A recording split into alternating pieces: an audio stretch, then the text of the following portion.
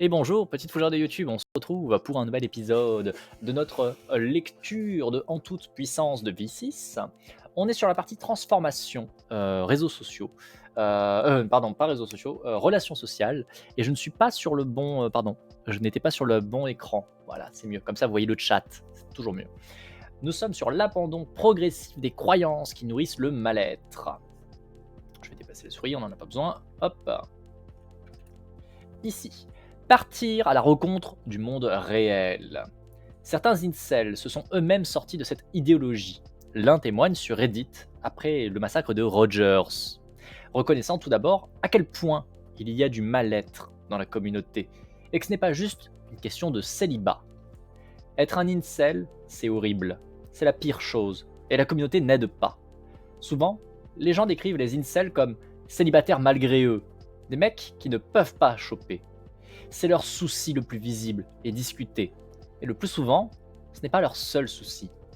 Quand un homme est littéralement incapable de plaire à la moindre femme, généralement, ça vient aussi d'un souci au niveau social, qui se répercute sur toute sa vie, pas juste au niveau des relations amoureuses. On ne se sent pas important, on a l'impression de ne rien valoir. Ça finit par peser sur l'estime de soi, et c'est entre autres de là que vient la nature autodépréciative et stupide de la communauté. C'est intéressant, hein, du coup. C'est super intéressant de voir un témoignage qui est aussi, comment dire, aussi éclairé en fait, qui arrive à aussi bien analyser pourtant le groupe dans lequel il a été pendant peut-être longtemps. On ne sait pas, parce que c'est juste quelqu'un qui en est sorti, mais on ne sait pas combien de temps il est resté dans la communauté à la base. Mais c'est quand même encourageant. On revient sur ce que je disais à la fin de la dernière VOD. C'est quand même encourageant de voir que au moment où se passent les pires choses, les pires tensions, on va dire, de groupe, c'est le moment où ils sont capables d'en sortir, en fait, de se dire non, en fait, c'est nul, c'est mauvais, c'est toxique, ça m'empoisonne, ça empoisonne les gens autour de moi, et en fait, non, c'est pas ce que je veux, et repartir en arrière. C'est quand même super encourageant. Selon l'ex-incel, la communauté renforce ce mal-être. L'autre souci, c'est la communauté, celle des incels. Son plus gros souci, c'est que rien n'est fait pour régler les problèmes. Le but est simplement de renforcer les opinions que les membres ont déjà. Donc, on a des mecs qui n'arrivent pas à séduire, qui sont à l'écart de la société pour diverses raisons, qui vont en ligne pour trouver des mecs comme eux, qui leur mentent sur l'origine de leurs problèmes et font écho à leurs idées. En se confiant à ce groupe, on finit par emmagasiner certaines de leurs idées. Elles n'aident pas dans le vrai monde. Au contraire, elles tirent vers le bas. C'est là qu'il est dur de s'en sortir. Revenir à la raison, pour moi, voulait dire me débarrasser de toutes les opinions idéologiques que j'avais.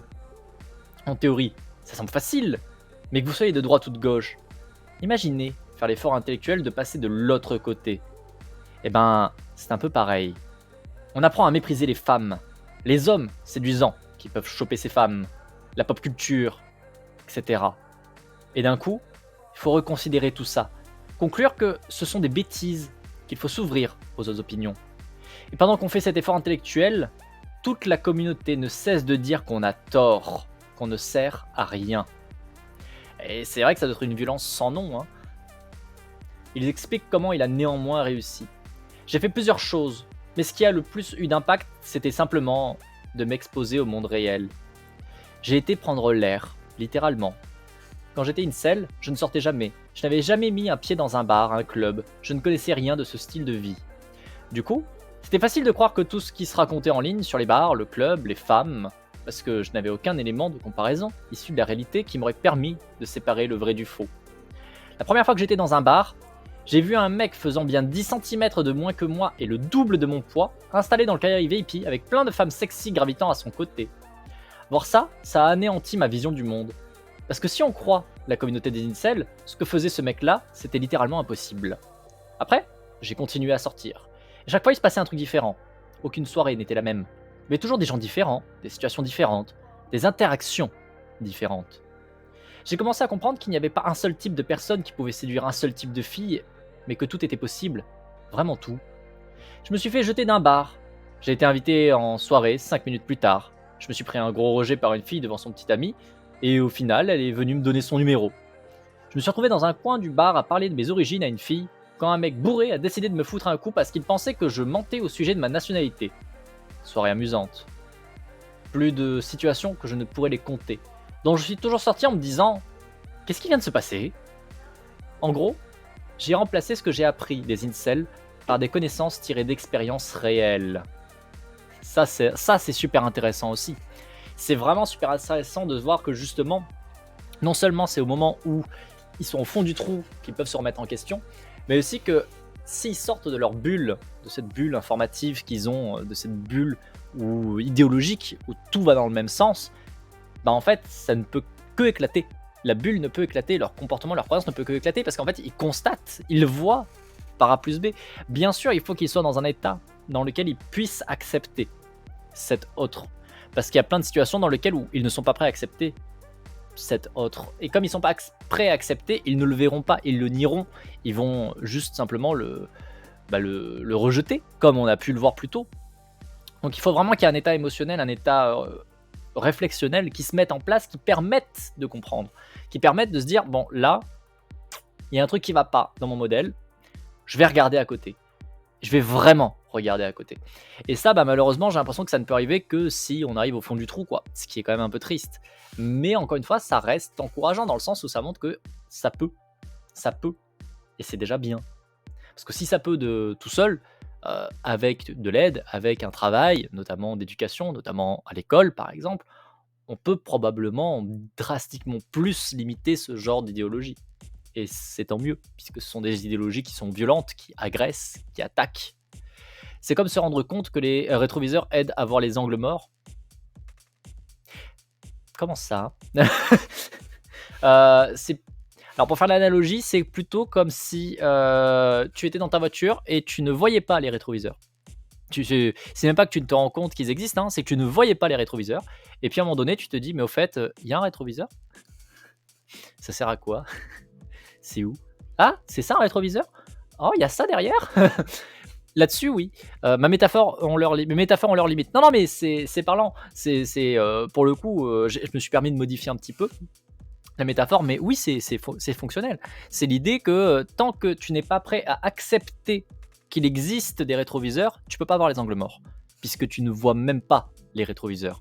Par contre, une fois que tu as accepté qu'il y avait des rétroviseurs, bah, tu peux les regarder, du coup. Tu peux les voir, et tu peux voir les angles morts grâce à eux. Mais le truc, c'est que, encore une fois, pour pouvoir accepter qu'il y a des rétroviseurs, il faut que tu sois suffisamment au fond. Et ça, c'est quand même un peu triste. Mais encore une fois, ce que ça montre, c'est que c'est possible pour des gens qui sont dans cette idéologie tout seuls, d'en sortir tout seuls. Et donc, ça sous-entend que s'il y a un travail de groupe, un travail de communauté, un travail par exemple sur l'éducation, ça peut permettre probablement d'avoir des effets beaucoup plus visibles, beaucoup plus gros pour sortir de ça. Pardon, j'ai été surpris parce que j'ai entendu un bruit un peu bordélique. Ah, il y a un chat qui est dans la caisse, c'est pour ça.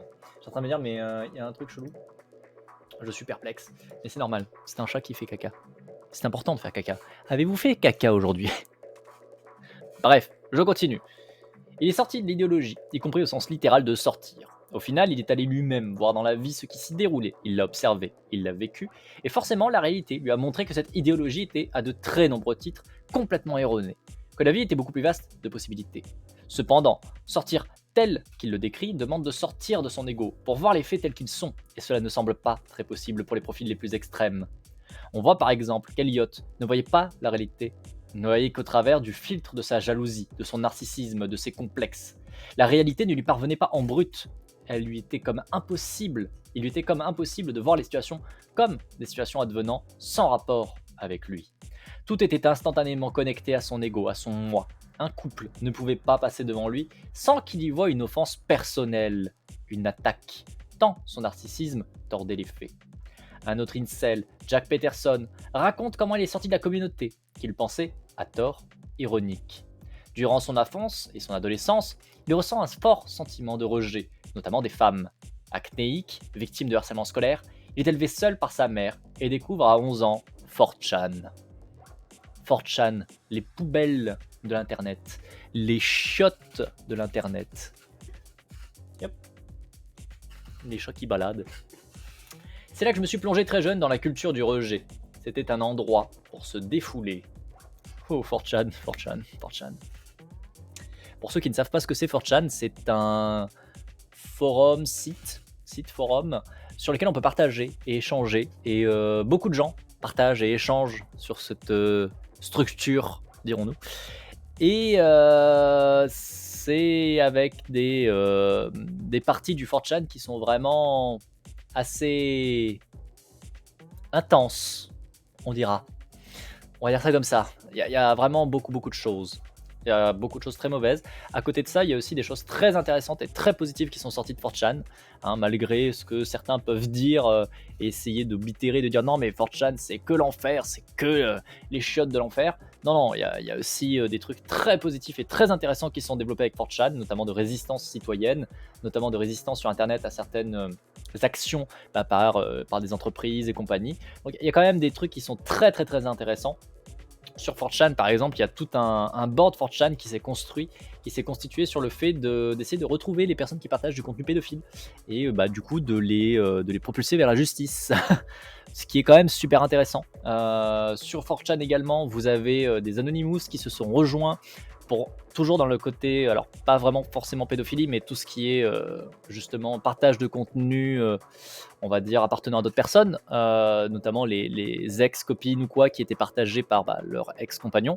Alors évidemment quand je dis partagées, hein, c'est les photos qui auraient dû être privées, qui auraient dû rester privées et qui ont été partagées sur internet. Vous avez des Anonymous qui se sont rejoints sur 4chan pour justement les traquer et faire disparaître les preuves en fait. Donc vous avez quand même des choses assez incroyables qui se développent sur 4chan, mais c'est vrai que à contrario, vous avez aussi des endroits de 4chan qui sont pas très positifs, hein. Voilà, là typiquement la communauté incel sur 4chan, c'est pas l'endroit où vous allez vers du mieux pour vous-même, hein, clairement pas, clairement pas. Peterson passait ses journées dans sa chambre sur ses forums. En 2018, un an avant que le Guardian rapporte ses propos, il a commencé à contribuer activement. Avec un autre membre du forum Incel, il lance un podcast pour discuter des problèmes qui devient populaire.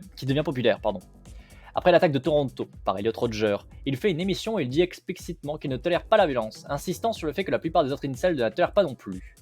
Mais ses invités ne sont pas du même avis. C'est le résultat de ce qui se passe lorsque les gens, en particulier les jeunes mecs moches, sont complètement isolés de la société, dit l'un d'entre eux. Un autre invité, qui est resté anonyme, rejette la faute sur le fait que la société aurait abandonné la monogamie, qu'il y aurait un contrôle des naissances et que les rencontres se feraient plus qu'en ligne.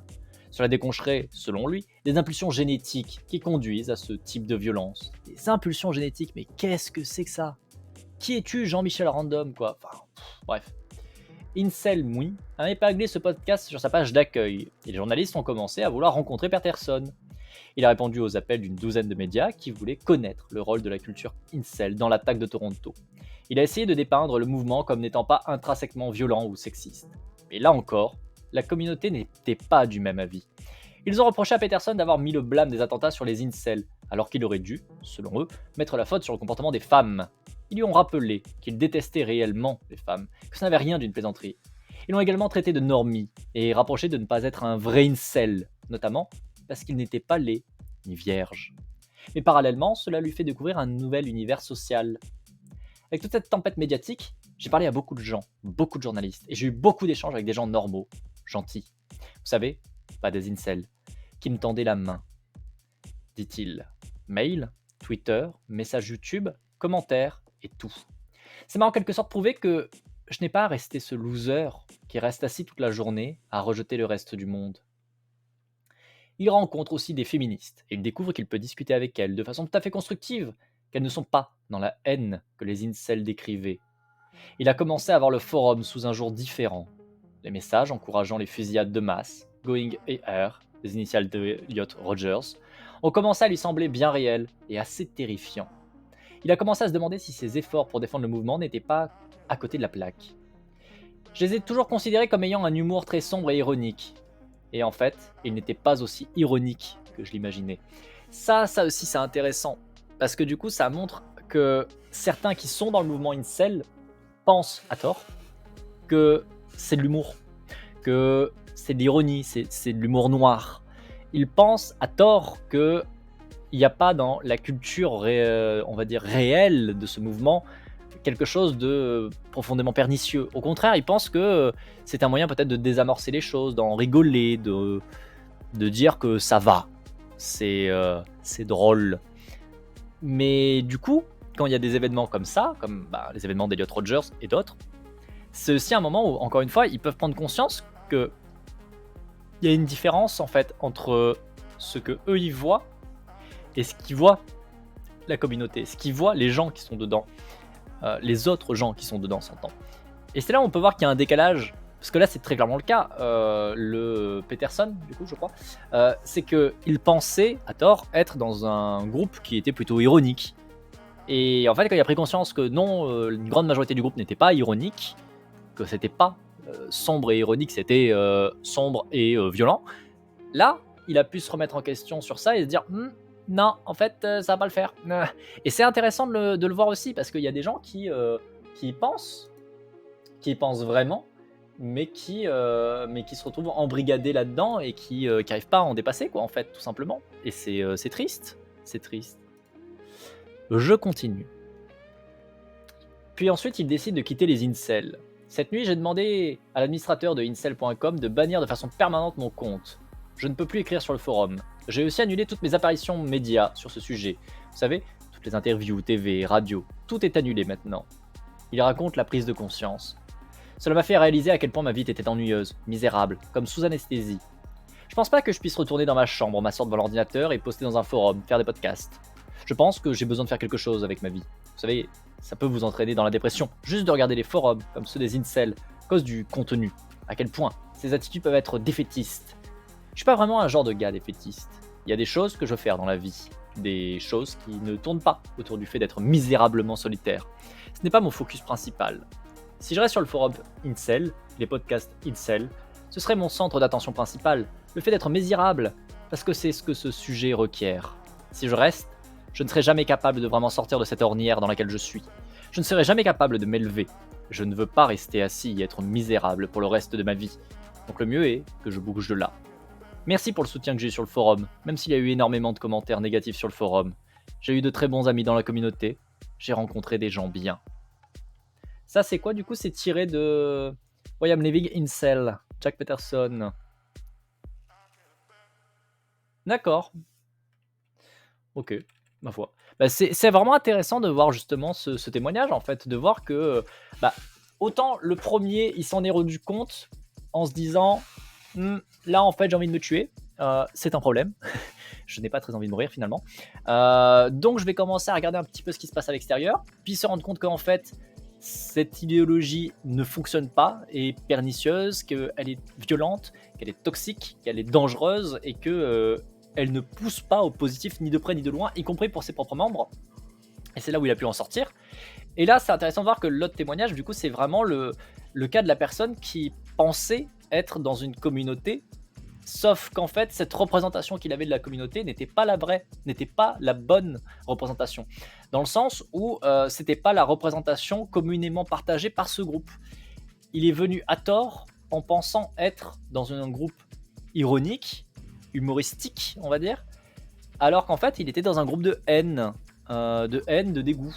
Et c'est intéressant de voir qu'il y a plusieurs profils qui peuvent être amenés et qui peuvent continuer à être incel. C'est vachement intéressant de voir les différences en fait que ça entraîne, parce qu'il n'y a pas du tout les mêmes angles d'attaque, on va dire, pour changer aussi. Il n'y a pas les mêmes du tout personnalités derrière, et donc pas les mêmes moyens d'en sortir. Et c'est vraiment intéressant pour ça aussi. On voit que le rôle des tiers n'est pas très difficile pour aider ces profils à sortir de leur idéologie. Ils n'ont qu'à vivre comme ils ont l'habitude de vivre, visant le bien-être, c'est-à-dire différemment du mode incel, c'est-à-dire une vie pleine de relations, ouverte au partage, à l'écoute, à la discussion mutuelle, éveillant leur curiosité à tous les profils et leur recherche de compréhension pour discuter avec quiconque. Cela peut suffire pour aider des personnes qui sont tombées dans cette idéologie et qui n'y sont pas verrouillées par un narcissisme.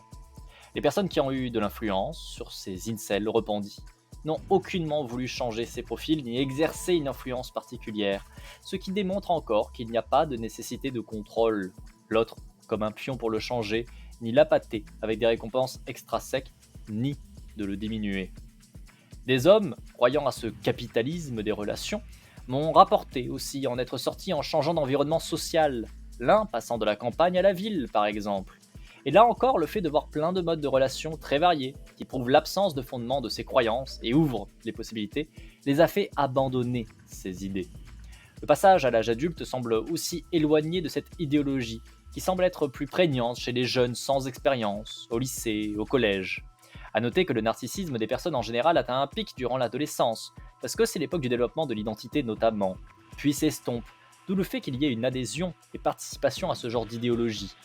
Par exemple, la course à la popularité et au respect du groupe en perdant sa virginité, qu'importe s'il y a envie, amour, respect de l'autre personne. Très intéressant. Débunker les stéréotypes. De façon plus générale, pour résoudre leur mal-être et éviter d'en causer, il s'agit de débunker les stéréotypes du masculin et les pressions sociales culturelles associées, comme le montre fort bien le documentaire The Mask You Live in It. Certains hommes sont conscients, rapidement, de la toxicité des stéréotypes dans lesquels on veut les mouler, parce qu'ils ont subi de plein fouet par d'autres hommes, que ce soit via le harcèlement scolaire, les abus sexuels. L'un a vécu avec un père qui frappait sa mère et faisait des allers-retours en prison. Son père ne tisse aucun lien signifiant avec lui, rejette son mode d'agir. Au collège, ça a été très difficile à gérer parce que je ne savais pas. Je ne savais pas que j'étais un homme. Je n'avais pas eu de figure paternelle dans ma vie, juste des femmes fortes. J'ai été pas mal bridé en grandissant, car je ne suis pas un modèle de virilité, je l'ai jamais été. Pourquoi suis-je ostracisé et traité différemment, car je refuse de me battre? Parce que je ne vois pas l'intérêt d'avoir des rapports à tout va et non protégés avec d'innombrables femmes pour ensuite m'asseoir et m'en vanter en buvant et en fumant un joint. Pourtant, c'est le portrait que la société valorise en tant que masculin. Je ne valorise pas ça. Sûrement parce que je suis toujours très proche de ma mère et de ma grand-mère, qui sont toutes deux extrêmement fortes et respectables. Pas juste des femmes, mais des personnes respectables. Et c'est ça que je voulais faire fructifier. Plus tard, il commence à rencontrer des hommes qui lui apparaissent de bons modèles, étant de bons pères, aimant leurs enfants, étant respectueux. La dernière fois que j'ai parlé à mon père, j'étais en terminale. Je lui ai dit le détester et ne plus vouloir lui parler. Sous le coup de la colère, j'ai décidé d'écrire tout ce pourquoi je lui en voulais depuis mon premier souvenir où il battait ma mère. Je me suis assis pour écrire la lettre. J'avais l'intention de la lui envoyer par la poste. J'avais un cours de prépa d'anglais et le prof ressemblait à mon coach de lutte, qu'il respectait énormément. Et il y avait beaucoup de ses caractéristiques. Je suis allé dans sa classe et je lui ai dit j'ai quelque chose me dit de vous faire lire ça avant que je l'envoie et je ne sais pas pourquoi.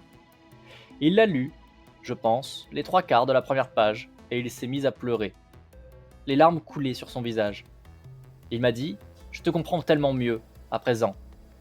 C'est pour ça que tu te dépasses toujours en tout. Pourquoi tu dois être le meilleur, être parfait? Pourquoi tu soulignes chaque minuscule détail? Il m'a regardé et il m'a dit tu es bien tel que tu es. Visiblement, c'est tout ce que je voulais entendre d'un homme. On voit ici l'importance fondamentale des personnes extérieures faisant office de modèle et offrant quelques minutes d'attention, quelques mots. Cela peut réparer les personnes. C'est très touchant, c'est super violent ce qu'a vécu la personne. C'est horrible. C'est horrible. Bref, d'autres adhèrent au stéréotype de l'homme brut, tentant de s'y caler, puis prennent conscience que cela ne va pas, que ce n'est pas pour eux, et toute leur complexité possible. À ma première année de lycée, je suis allé en boîte avec une femme. Nous étions près d'un type, et elle s'en est allée après m'avoir parlé. Elle portait un pantalon assez moulant, et il a dit je comprends mieux comment on peut vouloir violer quelqu'un. La façon dont j'ai vécu le discours masculin impliquait souvent de faire des choses à des femmes qui n'étaient pas forcément consentantes. Quand je suis entré à la fac, j'ai senti la pression d'avoir des histoires sans lendemain. L'alcool a été l'outil qui me permettrait d'être sûr de moi, agressif, prédateur pour trouver des femmes avec qui coucher, ce qui me permettait de m'en vanter auprès d'autres hommes, en particulier auprès des autres garçons. On fait mieux qu'un autre en parlant des fesses ou des seins d'une femme. On implique, quelque part, que les femmes existent pour qu'on couche avec, qu'elles existent pour nous. Je ne pense pas à ce que ça implique. Dans cette culture stéréotypée, la femme sert comme un objet de socialisation entre hommes. Il n'y a aucun intérêt intrinsèque, ni même de relation autre que l'utilisation. C'est dégradant pour la femme, c'est dégradant pour l'homme, dégradant pour la notion même de relation, qu'elles soient amoureuses, sexuelles, amicales, puisque utiliser les personnes ainsi suppose que tout humain peut être employé comme un objet. Comment avoir confiance en qui que ce soit après avoir adhéré à une telle déshumanisation? Cependant, il remarque que c'est problématique. À ma troisième année de fac, J'étais dans ma première relation sérieuse à long terme et j'ai appris qu'elle avait été violée. J'ai découvert plus tard que ma mère avait été violée. C'était douloureux pour moi de penser que c'était arrivé à quelqu'un à qui je tenais et que ça arrivait à toutes sortes de personnes. Ça m'a permis de réfléchir à ma masculinité de façon critique, d'essayer de devenir un être humain plus entier et moins omnubilé par ce que je pensais devoir être. J'ai arrêté le sport dans le cadre de la compétition scolaire. Je me suis remis à faire du théâtre. Mais un des personnages que je jouais était transgenre. Je me rappelle que mes parents avaient assisté à la représentation et que mon père était vraiment mal à l'aise.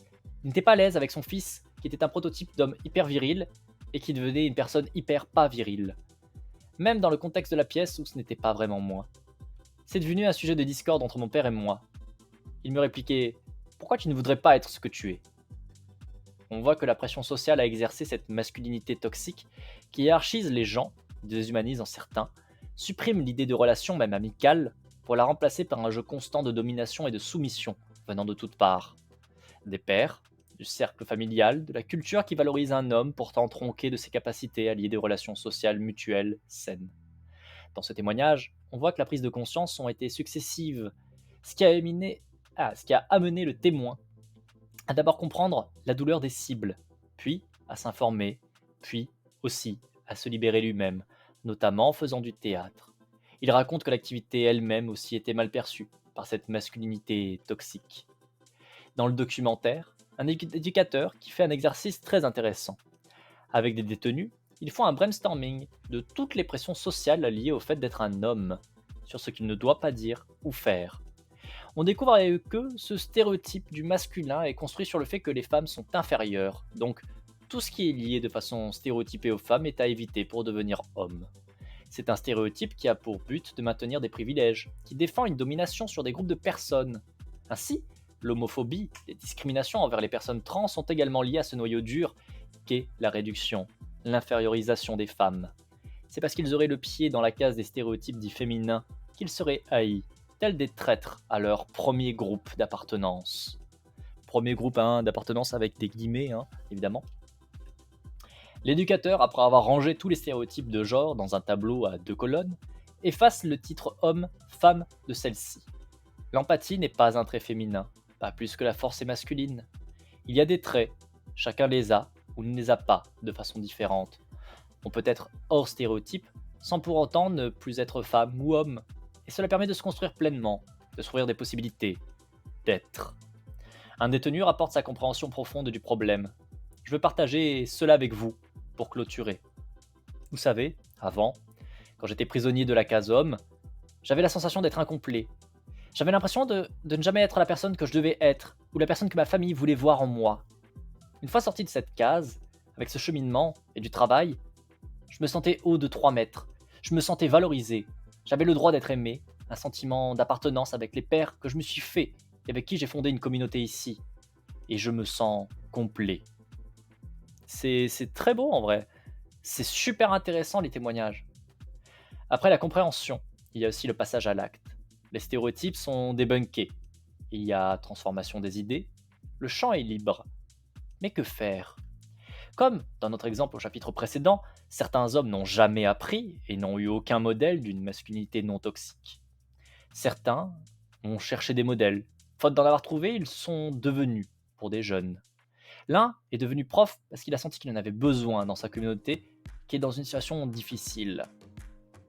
À 2 pâtés de maison, vous trouverez des prostituées. Il y a beaucoup d'activités de gang dans le secteur. Pour moi, c'est une zone de guerre. Nos enfants se lèvent chaque matin et doivent préparer leur masque, symbolique, pour arriver jusqu'à l'école. Si ce masque implique que je ne laisse pas voir ma vulnérabilité aux autres, je risque d'avoir apporté un masque vraiment résistant. Et en arrivant ici, heureusement, je peux retirer mon masque et me concentrer sur ce que j'apprends, au lieu de porter cette coquille solide. Beaucoup de nos étudiants ignorent comment retirer le masque. On voit ici qu'il lie cette adhésion à une masculinité dure, qui se méfie des autres, cache ses émotions, face à un contexte de violence.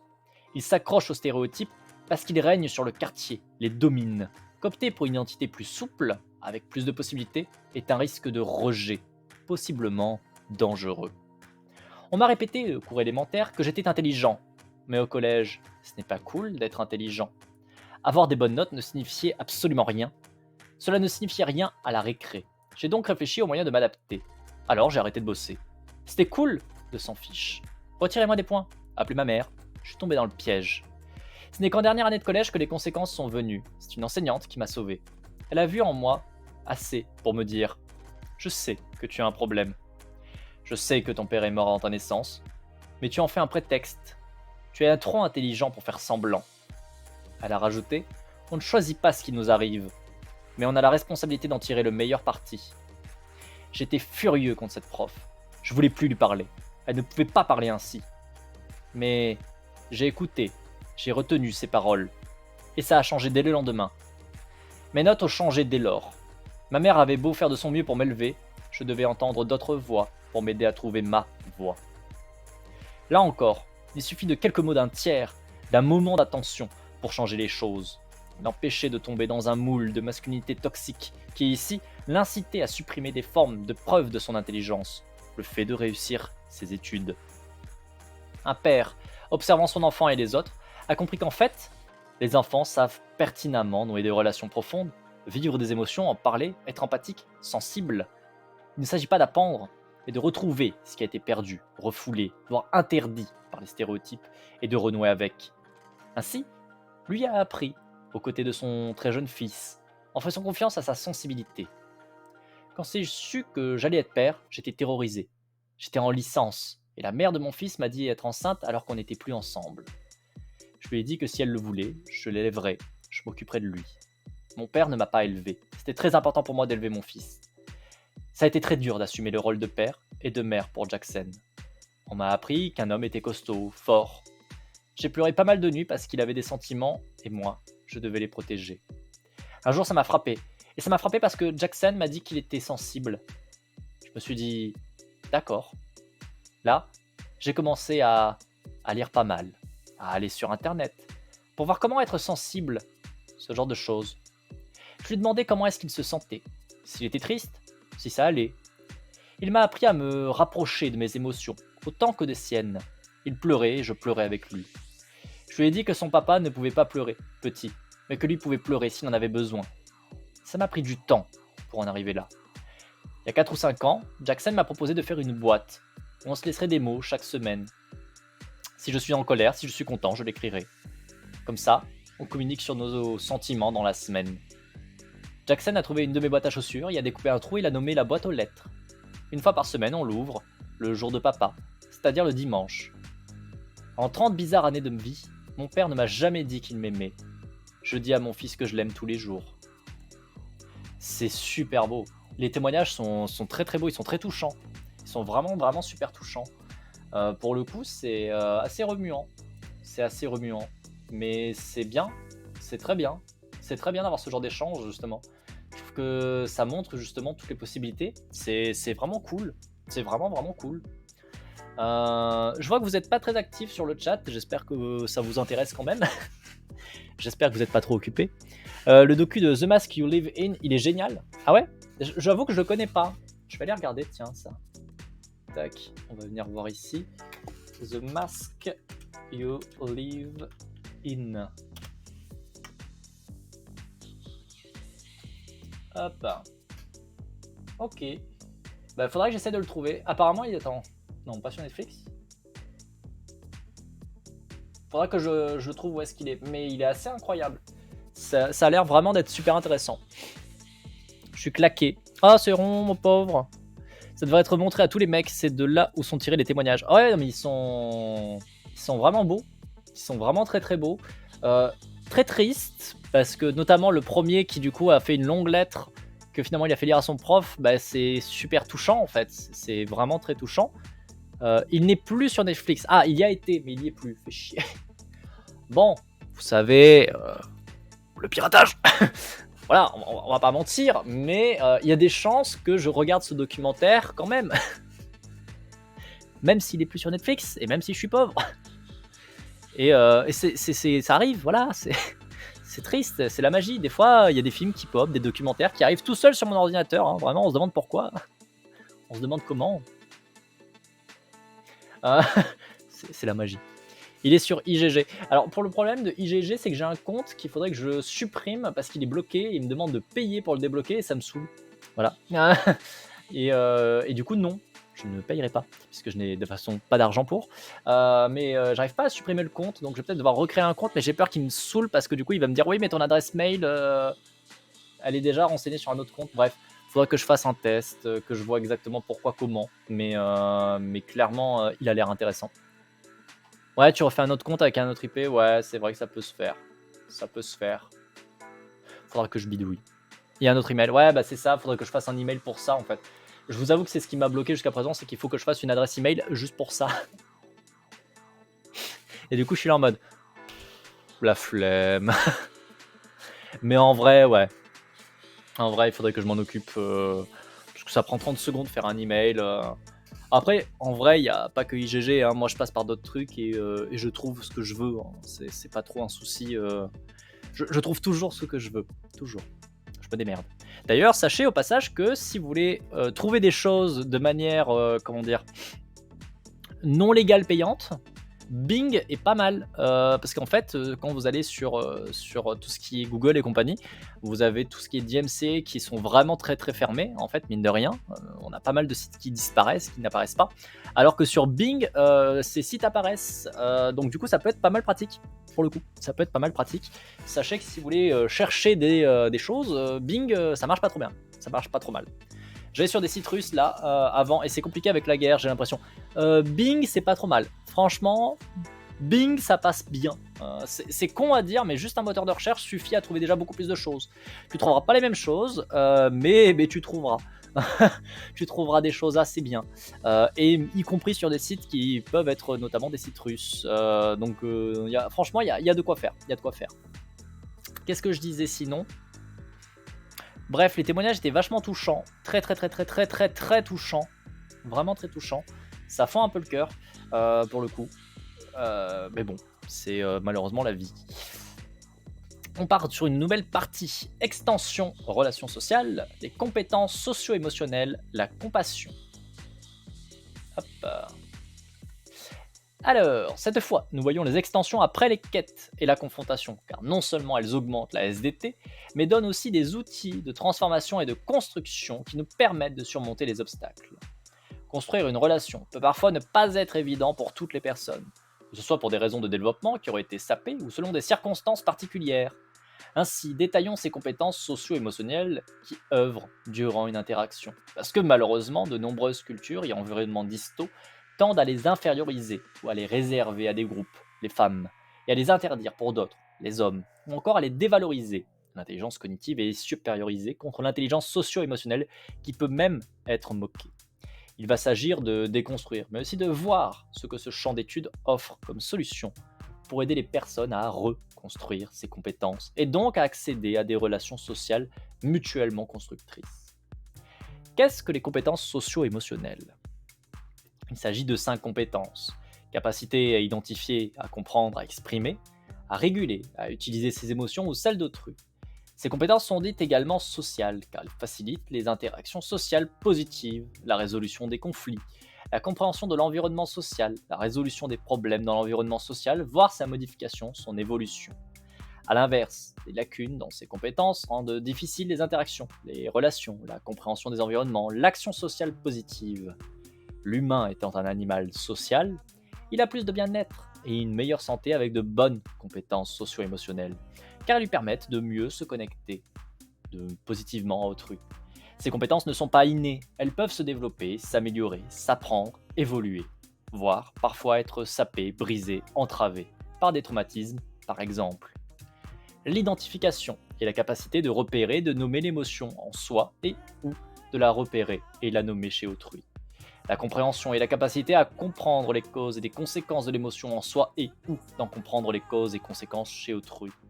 L'expression consiste en la capacité d'exprimer ses émotions d'une façon socialement acceptable et ou de permettre aux autres d'exprimer leurs émotions.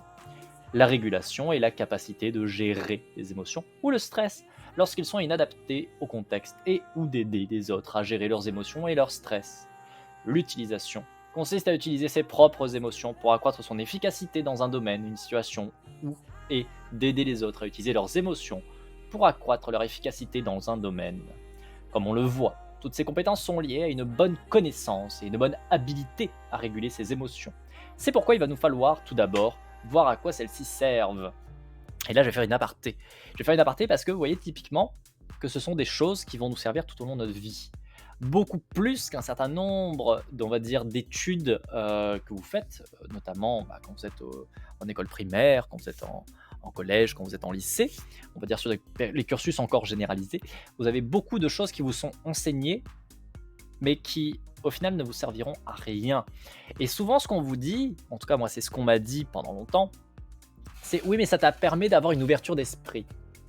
C'est sympa l'ouverture d'esprit, hein.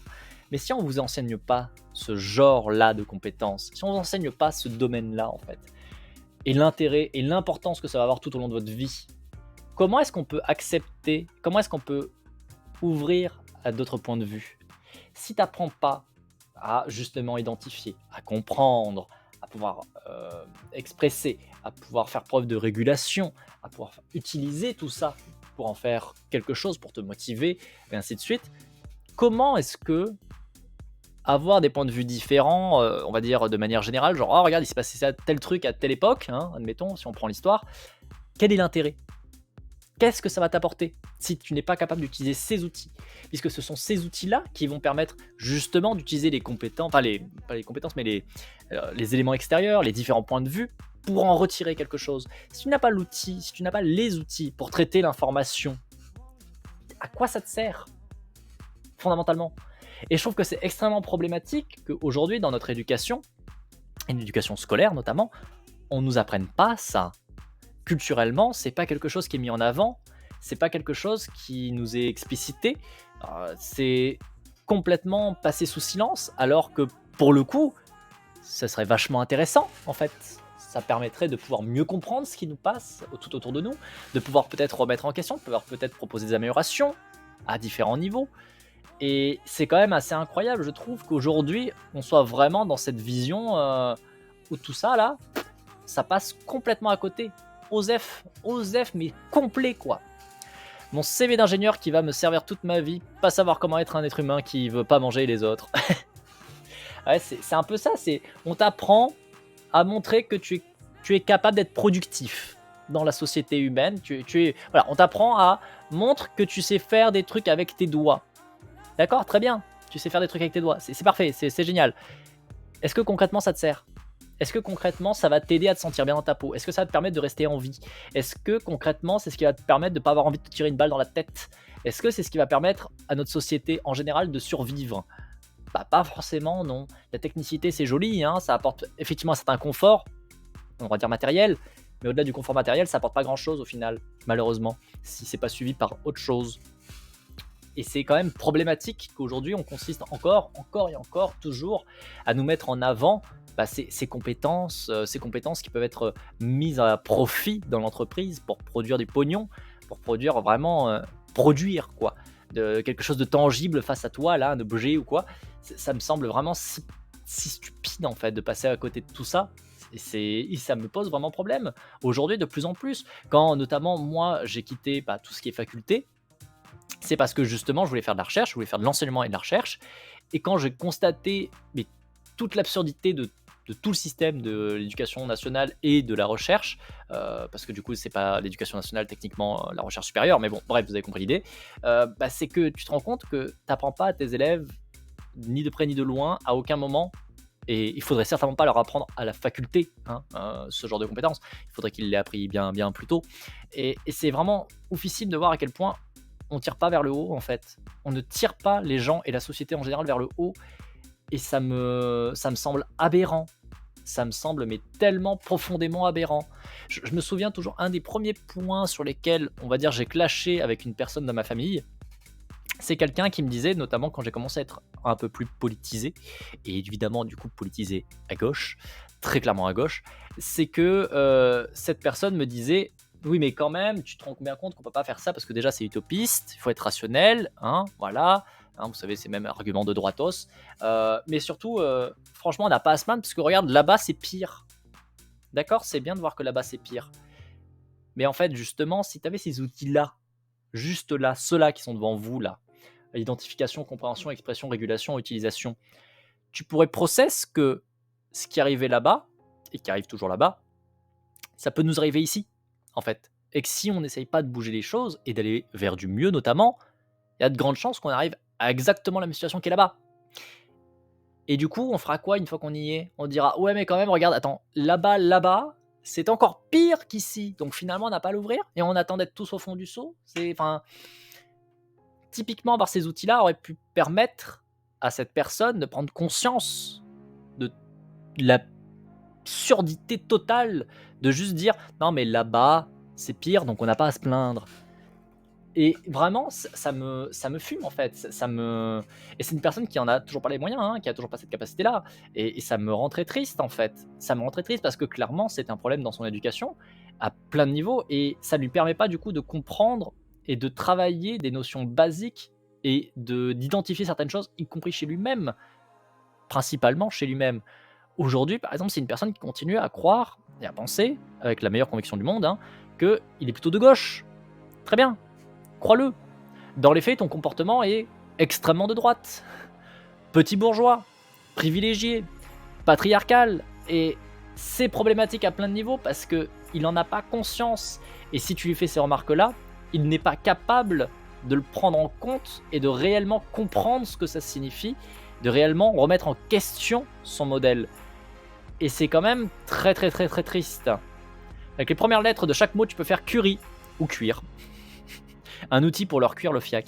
Ouais, mais non, c'est pas cuire le fiac qu'il faudrait, c'est plutôt faire fructifier le cerveau. Il faudrait faire planter une petite plantation, c'est mieux.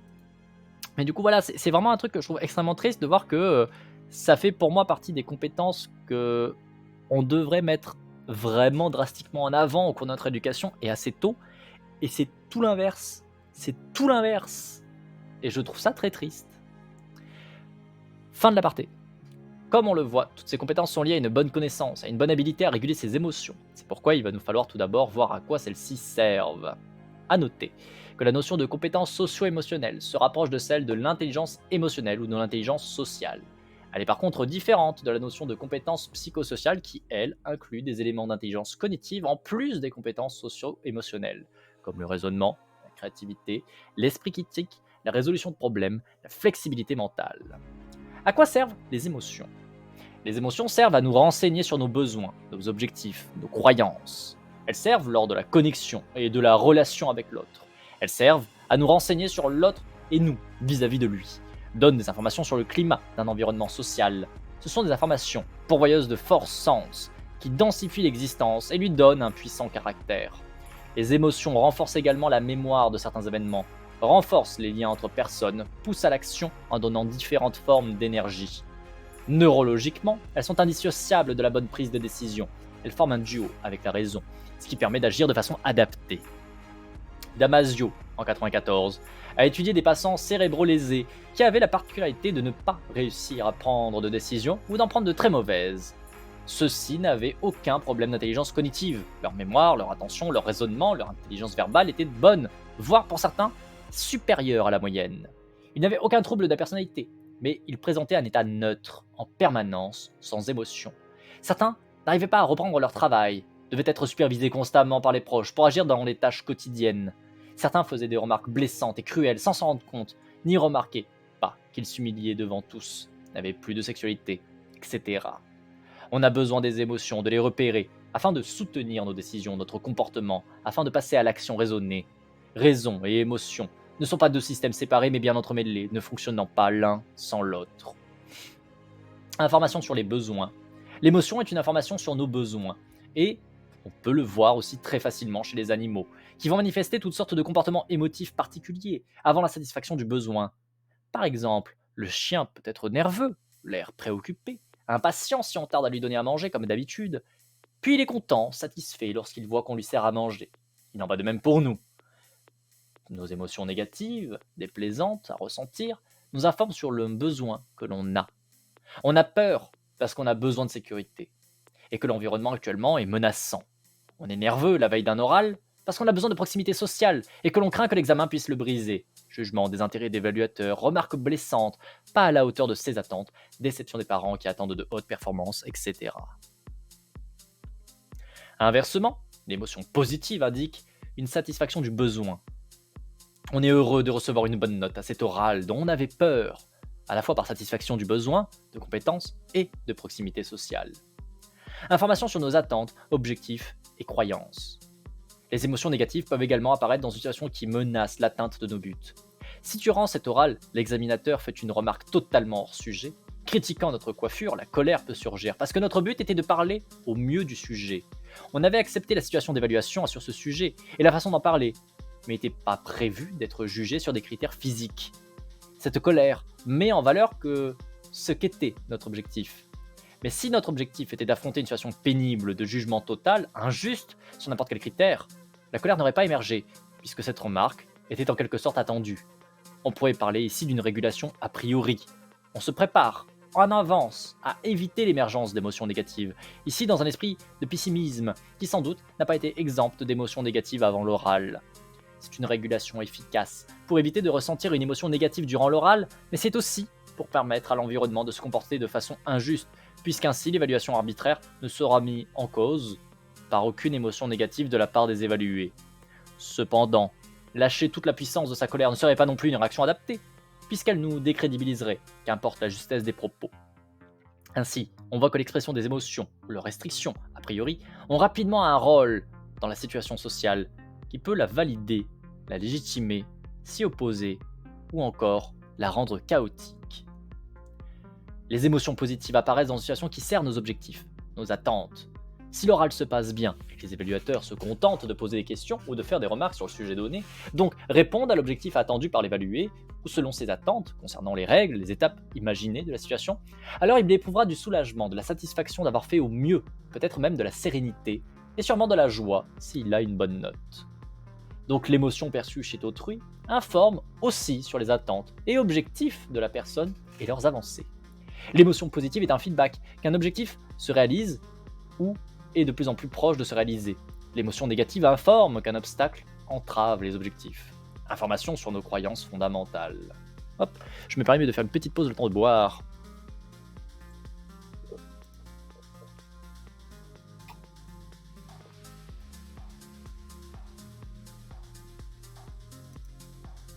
Hop, alors je regarde juste quelque chose, il faut que je réponde à quelqu'un.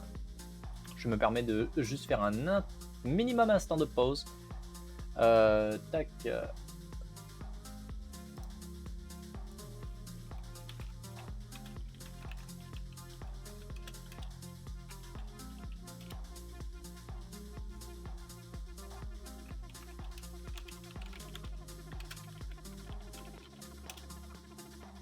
Hop, voilà, pardon.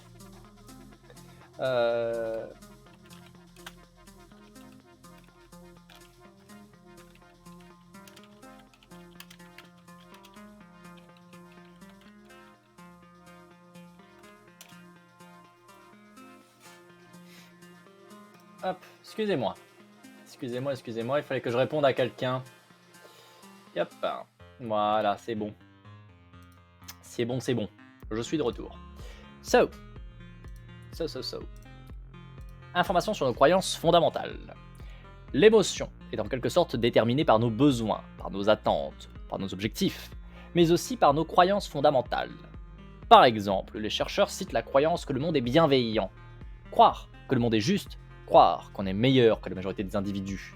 On pourrait rajouter d'autres croyances, notamment liées au RWA ou au SDO, que l'on verra plus tard, comme croire que des gens sont menaçants de par des critères arbitraires, tels que leurs origines, leur groupe d'appartenance, leur couleur de peau, croire que le monde social est une compétition dans laquelle il faut gagner, croire qu'il y a des gens inférieurs et d'autres supérieurs, croire que la vie est uniquement régie par la loi de la jungle, etc. Si ça vous rappelle très fortement des idées d'extrême droite, c'est normal, ce sont bien des idées d'extrême droite, oui. Et oui. On pourrait rajouter à cela toutes les introjections, fortement sources d'émotions de honte, de culpabilité, de fierté, à inflation d'ego, de schadenfreude, joie à se moquer d'autrui, qui sont tous autant des croyances transmises par l'extérieur que telle situation est valorisable ou dévalorisable, donc signe d'introjection. Si par exemple j'adhère par introjection au fait qu'une bonne personne, respectable, porte un chapeau comme tout le monde, donc que mon objectif introjecté est d'être comme cette bonne personne, alors j'éprouverai de la honte si mon chapeau, dehors, est emporté par le vent. J'éprouverai du schadenfreude à voir une personne perdre son chapeau. J'éprouverai de la culpabilité si mon chapeau est rendu un peu sale par la tempête, perd de sa superbe, parce que je lirai, par introjection, le fait d'être bien perçu, d'être une personne respectable, au fait de porter un chapeau. Sans cette introjection, à porter le chapeau dehors dans la rue, ce qui semble être le cas à notre époque, mais peut-être pas dans des temps passés, je n'aurai aucune honte, tête nue, ou si je perds mon chapeau, ni de fierté particulière à avoir un beau chapeau, et pas de joie malsaine à me moquer des gens qui perdent leur chapeau. Ce sera une situation sans grande émotion, quelle que soit sa configuration. Suivre l'objectif, être une personne respectable, sera lié sans doute à d'autres éléments que le chapeau, qui pourraient être autodéterminés ou introjectés, voire compartimentés. Autrement dit, certes, nos objectifs, attentes et croyances déterminent pour beaucoup les émotions, mais il était à prendre en compte que ces objectifs et croyances peuvent ne pas être vraiment les nôtres et s'inscrivent dans une dynamique fortement sociale. Manger avec les doigts provoquera le dégoût d'un spectateur parce que cela offusque ses croyances rigides sur le fait de manger proprement. Au contraire, ne lui soulèvera aucune émotion selon son ouverture à d'autres pratiques culturelles qui considèrent que manger avec ses doigts, c'est propre si on les lave avant. La rigidité de la croyance qui cause le dégoût du spectateur pourrait lui être imputée personnellement, mais on pourrait tout aussi bien considérer que les environnements sociaux ont eu un rôle déterminant concernant cette rigidité et cette croyance, notamment en ne rencontrant pas d'autres cultures, en cultivant le repli sur soi ou en dénigrant les autres cultures, etc. Idem pour celui qui est ouvert et n'éprouve pas de dégoût. Là aussi, on pourrait lui imputer une qualité personnelle d'ouverture, mais on pourrait aussi souligner la qualité des environnements sociaux qui ont un rôle déterminant dans cette ouverture. Par exemple, en satisfaisant ses besoins fondamentaux, en étant eux-mêmes très ouverts et extensifs, etc. Bon, là, on retombe vraiment sur ce qui, à la base, me plaisait, moi, dans la socio, hein, dans la psychologie sociale. Pourquoi est-ce que je suis parti en psychologie sociale? C'est vraiment pour cette vision que tout dépend du contexte. Bien sûr, il y a des éléments individuels, certes, mais ce qui va déterminer la grande majorité des choses, en fait, c'est le contextuel.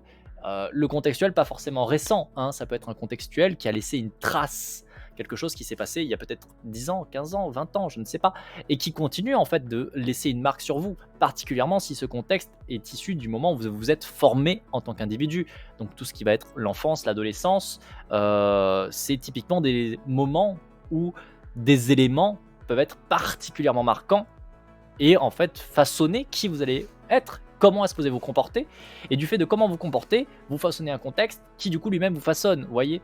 Finalement, vous retombez un petit peu encore dans cette vision des choses que tout est social, de près ou de loin, il y a des facteurs sociaux qui expliquent, qui permettent de comprendre, d'avoir la compréhension de ce qui se passe chez vous, chez autrui, entre vous et autrui, et ainsi de suite. Et c'est vraiment particulièrement intéressant parce que ça permet de comprendre qu'il n'y a pas de fatalité. Il n'y a pas de destinée. Quand notamment vous avez des gens comme les incels qu'on a lu tout à l'heure, hein, comme tout ce qui était les mouvements incels, vous vous rendez compte que dans leur vision des choses, il y a une fatalité. Les choses sont comme ça, on ne pourra pas les changer. Point. Bon, il y a plein de trucs qui vont pas que cet élément-là, mais il y a plein de trucs qui vont pas. Mais sur cet élément-là en particulier, et ben en fait, se rendre compte que tout dépend de près ou de loin du contexte, ça permet de remettre en cause cette fatalité. Et encore une fois, c'est pas parce que le contexte influence très fortement à toutes les étapes qu'il est la seule chose qui l'influence et qu'il est la chose qui détermine. Au contraire, par l'ouvrage ici qu'on est en train de lire de V6, vous pouvez quand même prendre fortement conscience que c'est pas sans raison que c'est un manuel pour l'autodétermination. Vous êtes capable, une fois que vous avez ces clés-là, de voir l'effet contextuel et du fait de le voir, de pouvoir dire oui, je vais dans cette direction ou non, je ne veux pas aller dans cette direction. Une fois que vous avez en fait en mesure, on va reprendre un peu l'analogie que nous a fait tout à l'heure Céron. Une fois que vous avez cette capacité à voir que dans votre voiture, il y a des rétroviseurs, une fois que vous avez accepté de regarder dans les rétroviseurs, vous êtes capable du coup de regarder dans les angles morts et de choisir, oui, je vais toujours là tout droit ou pas. Et c'est super intéressant. C'est quand même super positif. Parce qu'encore une fois, ça veut dire que les personnes comme les incels, les personnes d'extrême droite et compagnie, ne sont pas des personnes stupides, déjà. C'est le premier point, hein. Il faut arrêter de continuer à avoir cette prétention de toujours dire: «Les gens sont stupides s'ils sont d'extrême droite».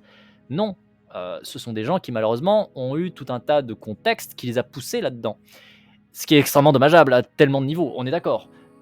Mais il faut pas réduire à ça. Ce sont des gens qu'on peut tout à fait, comment dire? À qui on peut permettre d'être autodéterminés, en leur donnant conscience de tout ça. Et en général, il y a toujours des exceptions, mais en général, les gens ne sont pas des sociopathes. Ils vont s'en rendre compte à partir du moment où ils le vivent, qu'il y a des vrais gens en face d'eux qui sont en train de subir leur haine, d'en souffrir, de susciter. En général, ils vont faire: «Ah bah non, en fait, c'était pas ce que je voulais», et ils vont repartir dans l'autre sens. Et c'est tant mieux, c'est quand même super encourageant. Et encore une fois, vous avez des gens qui sortent de tous ces mouvements. Or, je vais reprendre celui des incels parce que c'est tout à l'heure ce qu'on lisait tout à l'heure, c'était les incels. Il y a des gens incels qui d'eux-mêmes se rendent compte de toute l'absurdité de l'idéologie incel une fois qu'ils sont tout au fond de l'idéologie incel et qui d'eux-mêmes, sans intervention extérieure, vont dire: «Ah oui, en fait, non, c'est de la merde», et vont repartir et vont devenir des personnes tellement plus intéressantes, tellement plus profondes. En fait, ils vont devenir beaucoup plus complets puisqu'ils vont accepter les différences. Ils vont arrêter d'être aussi haineux, d'être aussi immondes envers tous les autres. Et c'est quand même super encourageant parce que ça sous-entend encore une fois que nous, on peut avoir une influence, tous autant que nous sommes. On peut avoir une influence sur les gens proches de nous. On peut avoir une influence, on peut leur permettre de passer au-dessus. C'est pas forcément simple, on est d'accord, mais c'est quand même encourageant. Coucou à toi Nirilou, j'espère que tu vas bien. Je suis désolé, je t'ai pas dit bonjour parce que j'étais en pleine logorée, je m'arrêtais pas. Euh, J'espère que tu vas bien, que tu te portes bien. On est en pleine lecture En toute puissance, manuel sur l'autodétermination, et on est en train de faire la partie sur les relations sociales. Donc les échanges entre individus, tout ça, tout ça. On a commencé donc cette partie en expliquant un petit peu comment sont les relations sociales, tout ça, tout ça. Et après, on est venu aller faire un cas pratique. On a parlé des incels. C'était tellement bien. Ah là là. On a vu de la haine, on a vu du dégoût, on a vu des idées extrêmement pas construites. C'était douloureux. C'était quand même grave douloureux. Mais après ça, on est arrivé sur des témoignages de gens qui ont quitté ces mouvements incel, et c'était vraiment très intéressant parce que justement, on voyait que il y a tellement de possibilités et que les gens sont pas condamnés à être des gros cons immondes et haineux. Et ça fait plaisir, ça fait plaisir. Surtout en ces temps particulièrement nuls. En déprime, mais fait aller, voilà, je pense que on est tous un peu impactés par ce qui se passe. Ça fait du bien de voir que c'est pas une fatalité. Oui, ça peut pas être simple. Oui, dans la grande majorité des cas, c'est pas simple. Mais c'est pas une fatalité. On peut prétendre à mieux en tant qu'espèce, en tant que groupe. On peut aller vers du mieux. Et il y a du mieux. Quand bien même ça peut être minime, ça existe, c'est possible et ça fait quand même un peu plaisir. Après, on a eu des témoignages de personnes qui revenaient du coup sur comment est-ce que l'idéologie incel pouvait s'être développée, notamment avec tous les stéréotypes en fait, tout simplement, les stéréotypes de la masculinité. Et du coup, on est revenu sur des témoignages de gens qui nous expliquent qu'est-ce que sont ces stéréotypes de la masculinité. Et on a eu des témoignages très très très touchants, très tristes aussi, mais très touchants, et qui permettaient de voir justement les différents éléments de ces stéréotypes du masculin. Et là, on est tout simplement sur la partie où on dit mais ok, qu'est-ce qu'on fait avec tout ça? C'est bien, on a plein de trucs. Bon, qu'est-ce qu'on fait avec? J'avoue que les élections m'ont pas impacté négativement. Ah, alors tant mieux. Alors du coup, si t'es en déprime pour des trucs plus perso, je suis vraiment désolé. J'espère que ça va aller mieux. J'espère qu'au moins ici, tu pourras te sentir un peu bien avec nous. Nous, on est en mode posé, voilà, on papote, on échange sur ce qu'on lit. On lit des trucs qui peuvent mettre un peu de bonne humeur aussi, pas que de mauvaise humeur quand même. On a une bonne petite musique d'ambiance, c'est sympatoche, c'est sympatoche. Je crois que j'ai eu un message, mais je suis pas sûr. Oui, non, non, c'est pas un message, enfin c'est pas un message SMS, c'est sur ça. Hop. Voilà, pardon. Tac. Me voilà de retour. So. J'avais que j'avais un super tatouage gratuit. Je me sentais trop bien dans ma peau. Puis je me suis réveillé. Ah, triste. Triste. Moi, je sais pas quand c'est que je pourrais faire mon tatouage, ni du coup si je pourrais le faire, parce que j'ai des petits problèmes aussi en ce moment. Mais si les choses, on va dire, se passent très très mal, si le pire scénario est choisi, je pense que je vais non seulement arrêter le stream, mais du coup, j'arrêterai aussi les projets de tatouage, parce que potentiellement, je resterai même pas dans ma région, donc je perdrai contact avec ma tatoueuse, et je me vois pas spécialement redescendre si je monte à Paris ou quoi.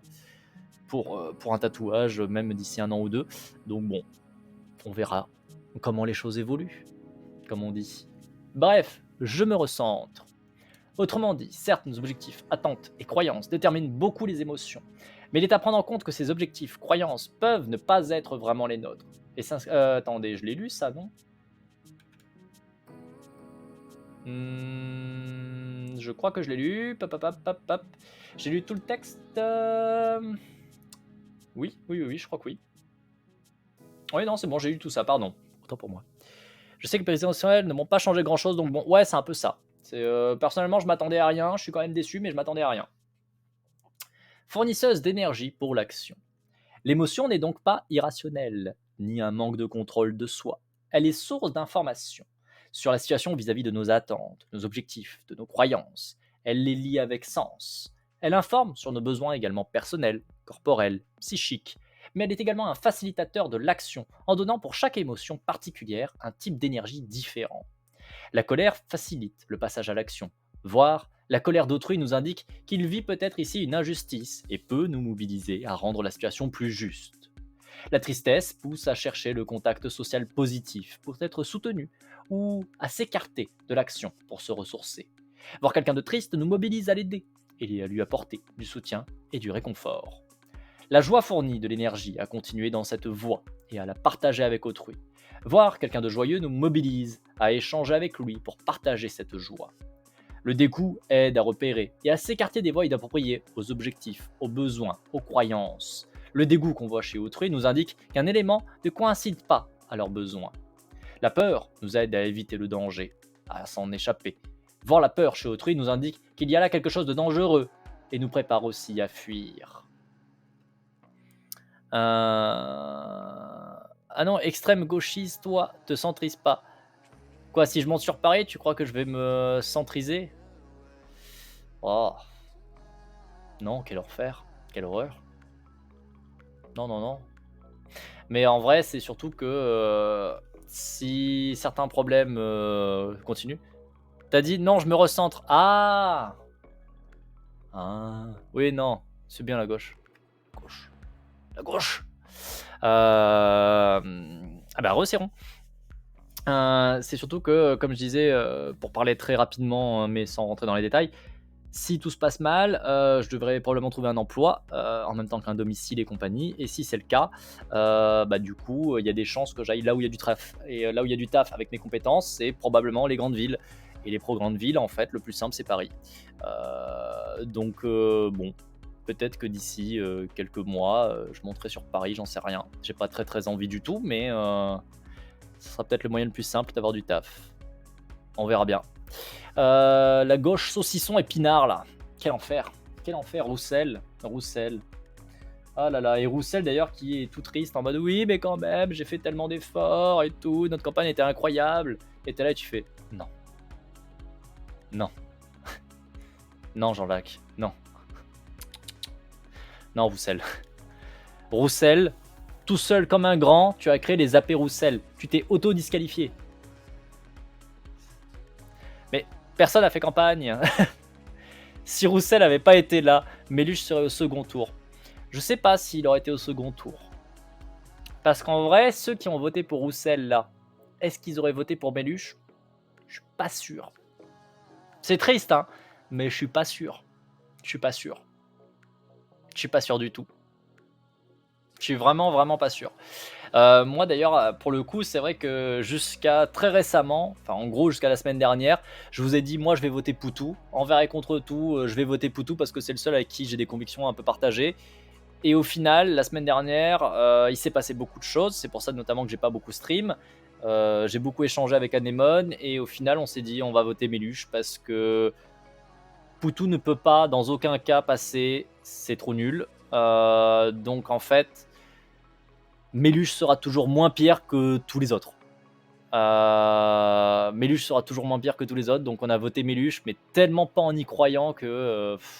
bref, voilà. De toute façon, dans tous les cas, je vous avoue que je ne crois pas aux élections. C'est un système qui a été mis en place par une classe bourgeoise, élitiste, pour garder le contrôle, en fait, et garder le pouvoir. Je ne vois pas comment est-ce qu'un système qui est construit, pensé et validé par ces groupes-là peut permettre de renverser ces groupes-là. Or, on n'ira pas vers du mieux tant qu'on n'aura pas renversé ces groupes-là. Donc en vrai, de toute manière, même si Méluche était passé, ça veut pas dire qu'il serait élu au second tour. Et plus de ça, je suis même pas sûr qu'il aurait pu faire grand-chose finalement, ou qu'il aurait fait grand-chose, parce que j'ai vraiment zéro confiance en Méluche, quoi. Donc voilà. Donc bon. Parce que le PCF, c'est très dans sa vision du truc, et ça aime pas la concurrence, donc ça serait parti sur genre Macron. Ouais, c'est possible. Mélenchon est juste un autre connard. Bah c'est un peu ça, oui. c'est même carrément ça, quoi. J'avoue que le nombre de rouge, brun chez Roussel est franchement important. Ouais. Ouais. Ouais. Bref. Et bonjour Yagab. Zemmour aurait pu changer les choses. Oui, en pire. En pire. En très pire. Zemmour, il n'y a pas pire, je pense. C'est tout ce qui est extrême droite, hein, globalement. Macron, Pécresse. Non, en mieux. Ah non, c'est impossible. C'est impossible. Alors, je te préviens tout de suite, ici, on est du côté gauche de la force. Si c'est pour défendre les idées de Zemmour, ça va très vite disparaître. Je préfère prévenir tout de suite. Hein. Là, vous me lancez sur les élections, donc on va faire un petit aparté élection. Globalement, tout ce qui est à droite, c'est de la merde. Hein. Ça consiste de près ou de loin à vouloir être super oppressif, super violent, à rejeter l'existence même de tout un tas de personnes. Super la liberté d'expression. Alors bravo, tu découvres Twitch, tu es sur ma chaîne. Tu n'es pas chez toi. Donc ça va partir très vite. Au revoir. Hop. C'est pas contre toi, mais je pense que tu as tout un tas d'autres chaînes où tu te sentiras très bien. Ici, ça sera pas le cas. Voilà. Zem, l'extrême droite vendeuse de haine sans les compétences diplomatiques. Ah non, mais c'est... Bref. Masse sortie oppressive, grattage à droite, etc. Non, mais il n'y a rien qui va... Si t'es fasciste, tu vas vite dégager, t'es prévenu. Bah voilà, c'est prévenu et c'est fait. Hein. Merci quand même pour le follow, mais désolé. Liberté d'expression invoquée toujours à tort et à travers. Bah oui, bien sûr. Vous êtes ici chez moi, hein, donc à un moment donné, même si ça se basait juste sur le fait de je vous aime pas, ce qui là en l'occurrence n'est pas le cas, hein, si même ça se basait sur juste je ne vous aime pas, j'ai toute l'attitude et droit de vous virer en fait et de vous jarter parce qu'on est sur mon espace et que j'en fais ce que je veux. Si dans mon propre espace je peux pas être bien, c'est quand même un gros problème. Voilà, ça va être quand même un très gros problème. Vous, je viens pas chez vous pour chier sur votre salon en fait, donc vous faites pas la même chose en fait, tout simplement. Au-delà de ça, Zemmour est une merde immonde, tout comme un Le Pen, tout comme un Macron. Ils sont là pour cracher sur les gens qu'ils estiment être moins. Ça me troue le cul, moi en tant que personne qui du coup est LGBT, en tant que non-binaire, en tant que personne qui se sent quand même gravement, très gravement menacée en tant que juste existence par des gens comme eux, clairement, non, ça ne peut pas être mieux. Ça peut être mieux pour certains, hein, voilà, mais seulement certains. Et le problème, c'est que moi, j'ai pas une vision où certains sont lésés. Parce que moi, dans ma vision des choses, hein, avec un modèle tel que moi je l'aurais apprécié, en soi, les connards racistes, ils peuvent exister, ils continuent à faire leur vie, on les dérange pas en fait. Juste, ils n'ont pas le droit d'imposer leur vision des choses. Apparemment, c'est déjà trop pour eux, hein, mais c'est nettement plus respectueux que dans le cas inverse, où quand ils sont au pouvoir, ils neutralisent et ils font disparaître totalement les gens qui sont différents d'eux. Comme par exemple les personnes LGBT. Donc, niquez-vous, voilà. Avec la droite, quand ça brandit la défense d'une liberté, c'est toujours pour dire de la merde après. Bah, on a vite mis fin à ça. Tu sais, je banne la droite et même les LFistes sur mon live. Ah oui, non, mais moi, encore une fois, à partir du moment où vous me respectez et que vous respectez les limites que je vous mets, il n'y a pas de souci. Là, clairement, je préviens, on continue, bah, c'est pas grave. J'ai autre chose à faire. En l'occurrence, on a une lecture d'article, enfin, lecture de livre, quand même plus intéressant. C'est comme les zététiques rationalistes là qui viennent et qui te disent des trucs immondes et t'es là en mode mais non, c'est pas possible en fait. Ils te disent mais si, je suis rationnel. Non, à un moment donné, quand vous niez notamment tout ce qui est sciences sociales, ça va pas être possible. Quand vous venez de me dire, parce qu'il y en a qui l'ont fait, hein, pas forcément en live d'ailleurs pour le coup, pas ces derniers temps, mais il y en a qui sont venus notamment sur mon fil Facebook, mon fil Twitter, me dire non mais tu comprends pas, il y a plus de droite et de gauche, patati patata. Non, ça suffit. Il y a toujours la gauche et la droite. Scientifiquement, hein, vous avez un magnifique domaine qui s'appelle les sciences sociales qui étudie ça, les sciences politiques notamment, plus particulièrement, étudient. Hein. Et oui, il y a toujours une gauche, oui, il y a toujours une droite, et oui, il y a toujours notamment une lutte de classe. Et venir essayer de rajouter votre petite science de merde, ça me... Oh putain, ça me tend. Voilà. A priori, là, on le partage tous les 3, hein, mais et même peut-être plus. Je ne sais pas s'il y a des gens qui sont sur le chat qui ne parlent pas. Je vais pas vous bannir, hein, rassurez-vous si vous parlez. Enfin, sauf si vous défendez Zemmour, du coup. Mais du coup, je sais même pas pourquoi vous êtes là, en fait, hein. Si vous défendez Zemmour et que vous êtes sur mon live, je vous avoue que je comprends pas trop. Après, lâchez des flouses. Lâchez du flouze. Les gens de droite, généralement, ont des thunes. Donc lâchez des thunes, n'hésitez pas, hein. Ça me dérange pas, hein. Si c'est même pour mettre des insultes, lâchez du pognon, hein. Y a pas de souci, hein. Allez-y, hein. Je prends, hein.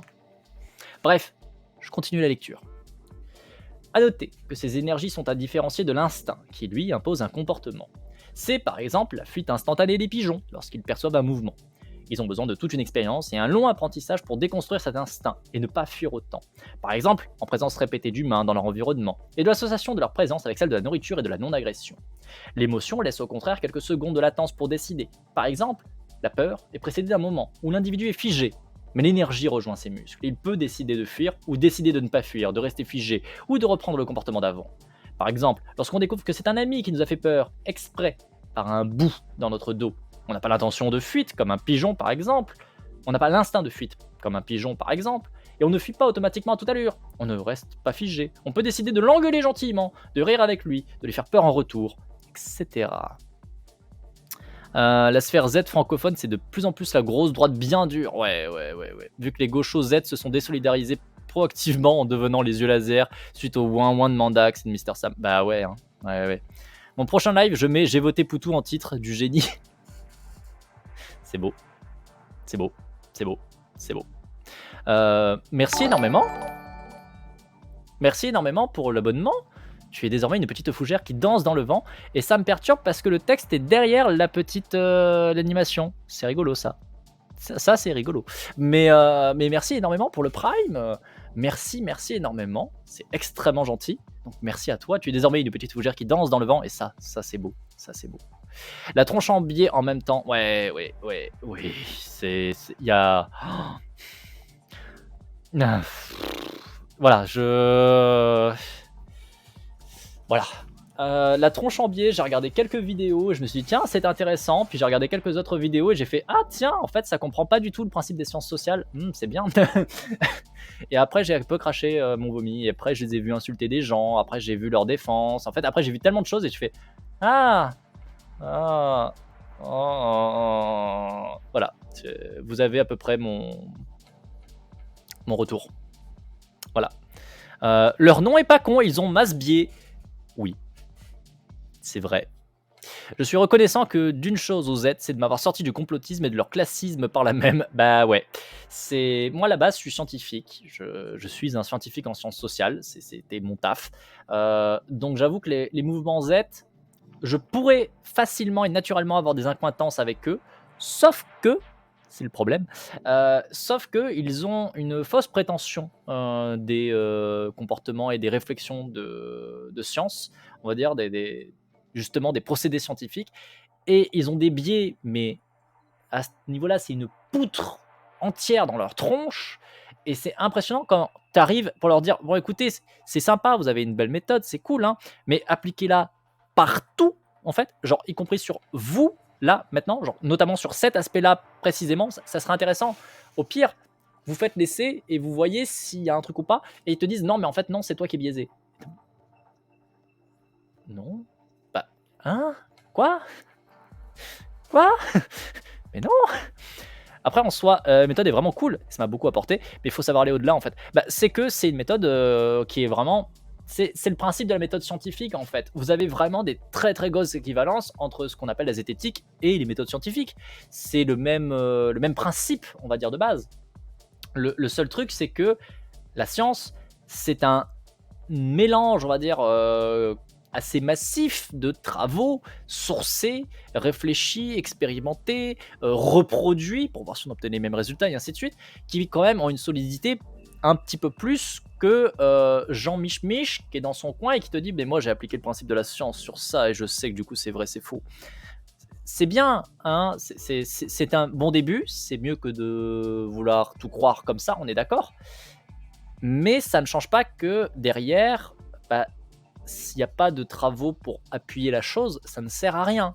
C'est joli, mais ça ne sert à rien. C'est triste, c'est triste. Et là, encore une fois, c'est sans rentrer en compte sur d'autres aspects qui, par exemple, avec la tronche en biais, mais pas que, posent problème. C'est le côté aussi capitaliste. Je veux des thunes, je veux racler pour obtenir des fonds. Ça, c'est un problème qui est quand même très, très, très gênant. Parce que si vous prenez la tronche en biais, spécifiquement, là, en ce moment, ils sont en train de se tailler Idrissa Berkane. Alors, en soi, Idrissa Berkane est un putain de fraude. La communauté scientifique crache sur lui depuis 10 ans, et c'est extrêmement mérité, parce que, en l'occurrence, c'est quelqu'un qui est un arnaqueur comme l'enfer. Donc, on pourrait dire, ah, il s'attaque à lui, c'est bien. Sauf que si tu creuses un peu, pourquoi est-ce qu'il s'attaque à lui? Parce que ça fait du chiffre, en fait. C'est juste parce que ça te fait faire du chiffre.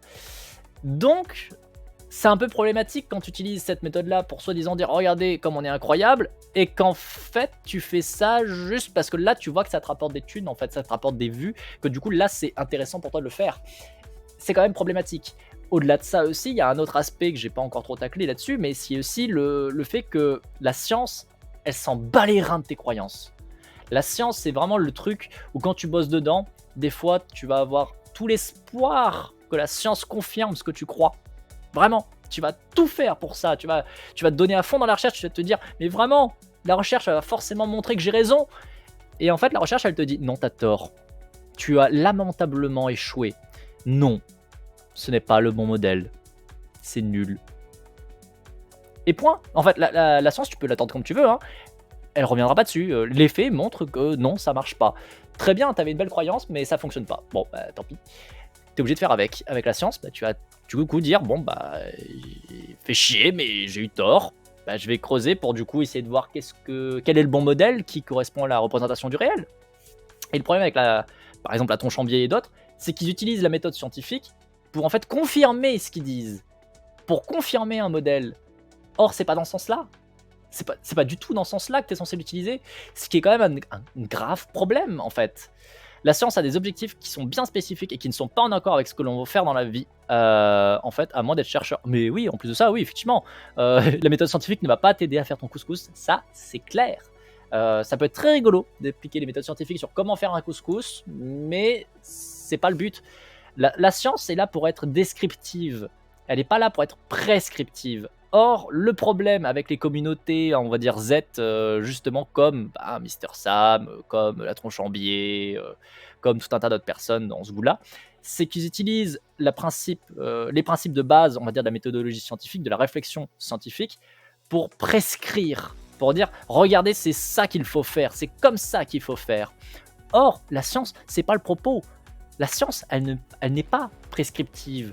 La science, elle est là pour dire bah voyez le réel, et bah en fait on pourrait le réduire à ce modèle-là. Ça représente bien le réel. Mais c'est tout. À aucun moment elle te dit le réel ça doit être ça. Elle te dit juste a priori le réel ça fonctionne comme ça. Je crois. Pour le moment, vu les données qu'on a. Au pif, plus ou moins. Voilà. Mais voilà, ça s'arrête là. Et c'est ça qui me fait suer en fait de voir avec les esthétiques on va dire rationalistes là, qui arrivent en mode oui mais non c'est comme ça le réel. Et t'es en mode bah non en fait, Jean-Jacques pas forcément. Et surtout c'est que la communauté scientifique elle est quand même d'accord sur un truc envers et contre tous, c'est que pour le moment c'est le meilleur modèle de représentation du réel. Pour le moment. C'est le pour le moment sur lequel globalement toute la communauté scientifique est d'accord, c'est que au vu des données qu'on a pour le moment et des outils qu'on a pour le moment, cette représentation-là, elle est valide dans le sens où on n'a pas pu montrer qu'elle était fausse. Donc on part du principe qu'elle est vraie. Mais en fait, c'est limité aux outils qu'on a, c'est limité aux données qu'on a. Et on garde toujours en tête que tout peut totalement voler en éclats du jour au lendemain si d'un coup on a un nouvel outil, on a des nouvelles données qui viennent montrer que en fait non, c'était pas le bon modèle. Et c'est là où il y a vraiment un gros problème aussi avec la communauté du coup zététique, hein, comme je disais, c'est que eux ils ont tendance à utiliser la science pour prescrire, pour dire non, la réalité elle est comme ça, elle est immuable et elle ne bougera pas. Et t'es en mode non en fait, non. C'est quand même passer à côté de la moitié du message de la science, c'est un peu triste quand même. Quand on veut se réclamer justement d'être en dehors des biais, c'est gênant, un peu, beaucoup, voilà. Toujours est-il que, merci beaucoup pour le Prime, et je reprends un peu la lecture. Hop, l'émotion, là, ça je l'ai lu, pardon. Pourquoi est-ce que les émotions sont-elles aussi dénigrées? Il y a encore une idée prégnante, provenant de la sphère de certains philosophes, ou zététiques, que l'esprit est séparé du corps qui ne serait qu'une machine, une sorte de véhicule. Ainsi, les émotions, messages s'exprimant par le corps tout autant qu'apparaissant dans l'esprit, seraient en quelque sorte liés à une mauvaise gestion de sa raison, de son esprit, une sorte d'animalité indigne de l'humain. Actuellement, les recherches en psychologie, notamment en neuropsycho, ont plutôt tendance à voir les choses de façon opposée. Nous sommes notre corps. Esprit et corps sont une seule et même chose. Si certes, par exemple, l'estomac est un système autonome dont l'activité ne nous est pas consciente, il peut dans certaines configurations pathologiques troubler notre psychisme. De nombreuses pistes commencent à explorer les liens entre certaines populations de bactéries, ou l'absence de celles-ci, et des pathologies qu'on croyait pourtant uniquement motales, comme la dépression, par exemple. Et oui, sachez-le, les études récentes qui sont faites donc en neuropsychologie ont tendance à montrer que si en fait vous avez une flore intestinale, il faut savoir, je vais peut-être vous apprendre des choses qui vont peut-être vous rendre très malade, on va dire très mal à l'aise, mais votre corps, c'est l'équivalent d'une forêt. C'est-à-dire que la forêt en tant que telle est un organisme vivant qu'on ne peut pas réduire à juste des arbres côte à côte. Non, il y a tout un écosystème qui vit ensemble. Vous avez tous les animaux qui farfouillent par-ci, les insectes, ainsi de suite. Enfin, vous avez vraiment une totalité qui fait l'organisme général qui est la forêt. Votre corps, c'est exactement le même principe. Vous êtes la constitution d'une quantité phénoménale d'interactions entre tout un tas d'êtres vivants différents, y compris notamment du coup des bactéries, bien évidemment. Votre appareil intestinal est particulièrement fécond en vie, faut le savoir, vous avez une quantité vraiment phénoménale d'habitants, et c'est normal, on a des parasites, on a même plutôt que des parasites, nous avons des bestioles qui vivent en symbiose, nous avons des symbiotes dans notre corps, c'est normal, c'est logique, c'est fait pour, c'est comme ça que fonctionne notre corps, pour ne serait-ce que pouvoir décomposer la matière, ce genre de choses. Et ça ne se résume pas qu'à ça. Donc, de fait, si vous avez un élément qui change, ça peut entraîner des conséquences drastiques. Et notamment, ce qu'ont déterminé les récentes études dans le domaine, c'est qu'a priori, même le fait de ne pas avoir une flore intestinale complète, et ben en fait, ça peut déclencher des problèmes allant jusqu'à des problèmes psychiques, comme la dépression. Ce qui est quand même oufissime. Ça veut juste dire que concrètement, si votre caca il est pas bien traité, ça peut entraîner une dépression. D'où l'importance d'aller faire caca. Pardon. Mais vous voyez l'idée, quoi. C'est quand même assez incroyable de se dire que on a si peu conscience dans le général, parce qu'après, dans le monde scientifique, biologique, ça fait quand même un moment qu'on est au courant qu'on est un sacré mélange de vie. Mais en soi, c'est quand même oufissime qu'on ait aussi peu conscience de ce qu'on est en fait, de comment est constitué notre corps, alors qu'on a les connaissances pour, d'un point de vue espèce, mais c'est aussi peu mis en avant, on vit vraiment en symbiose, et c'est quand même assez incroyable que ça soit laissé totalement de côté, surtout quand aujourd'hui on commence à se rendre compte que ça peut entraîner des conséquences drastiques, y compris sur la psyché, ce qui est quand même pas anodin, c'est quand même pas... Enfin voilà, c'est quand même un peu important, quand même un petit peu. Mais bon, bref. Il est difficile de séparer corps et esprit lorsque l'on voit que des lésions cérébrales changent totalement le comportement d'une personne, parfois au point d'être assez méconnaissable de celle qu'elle était alors.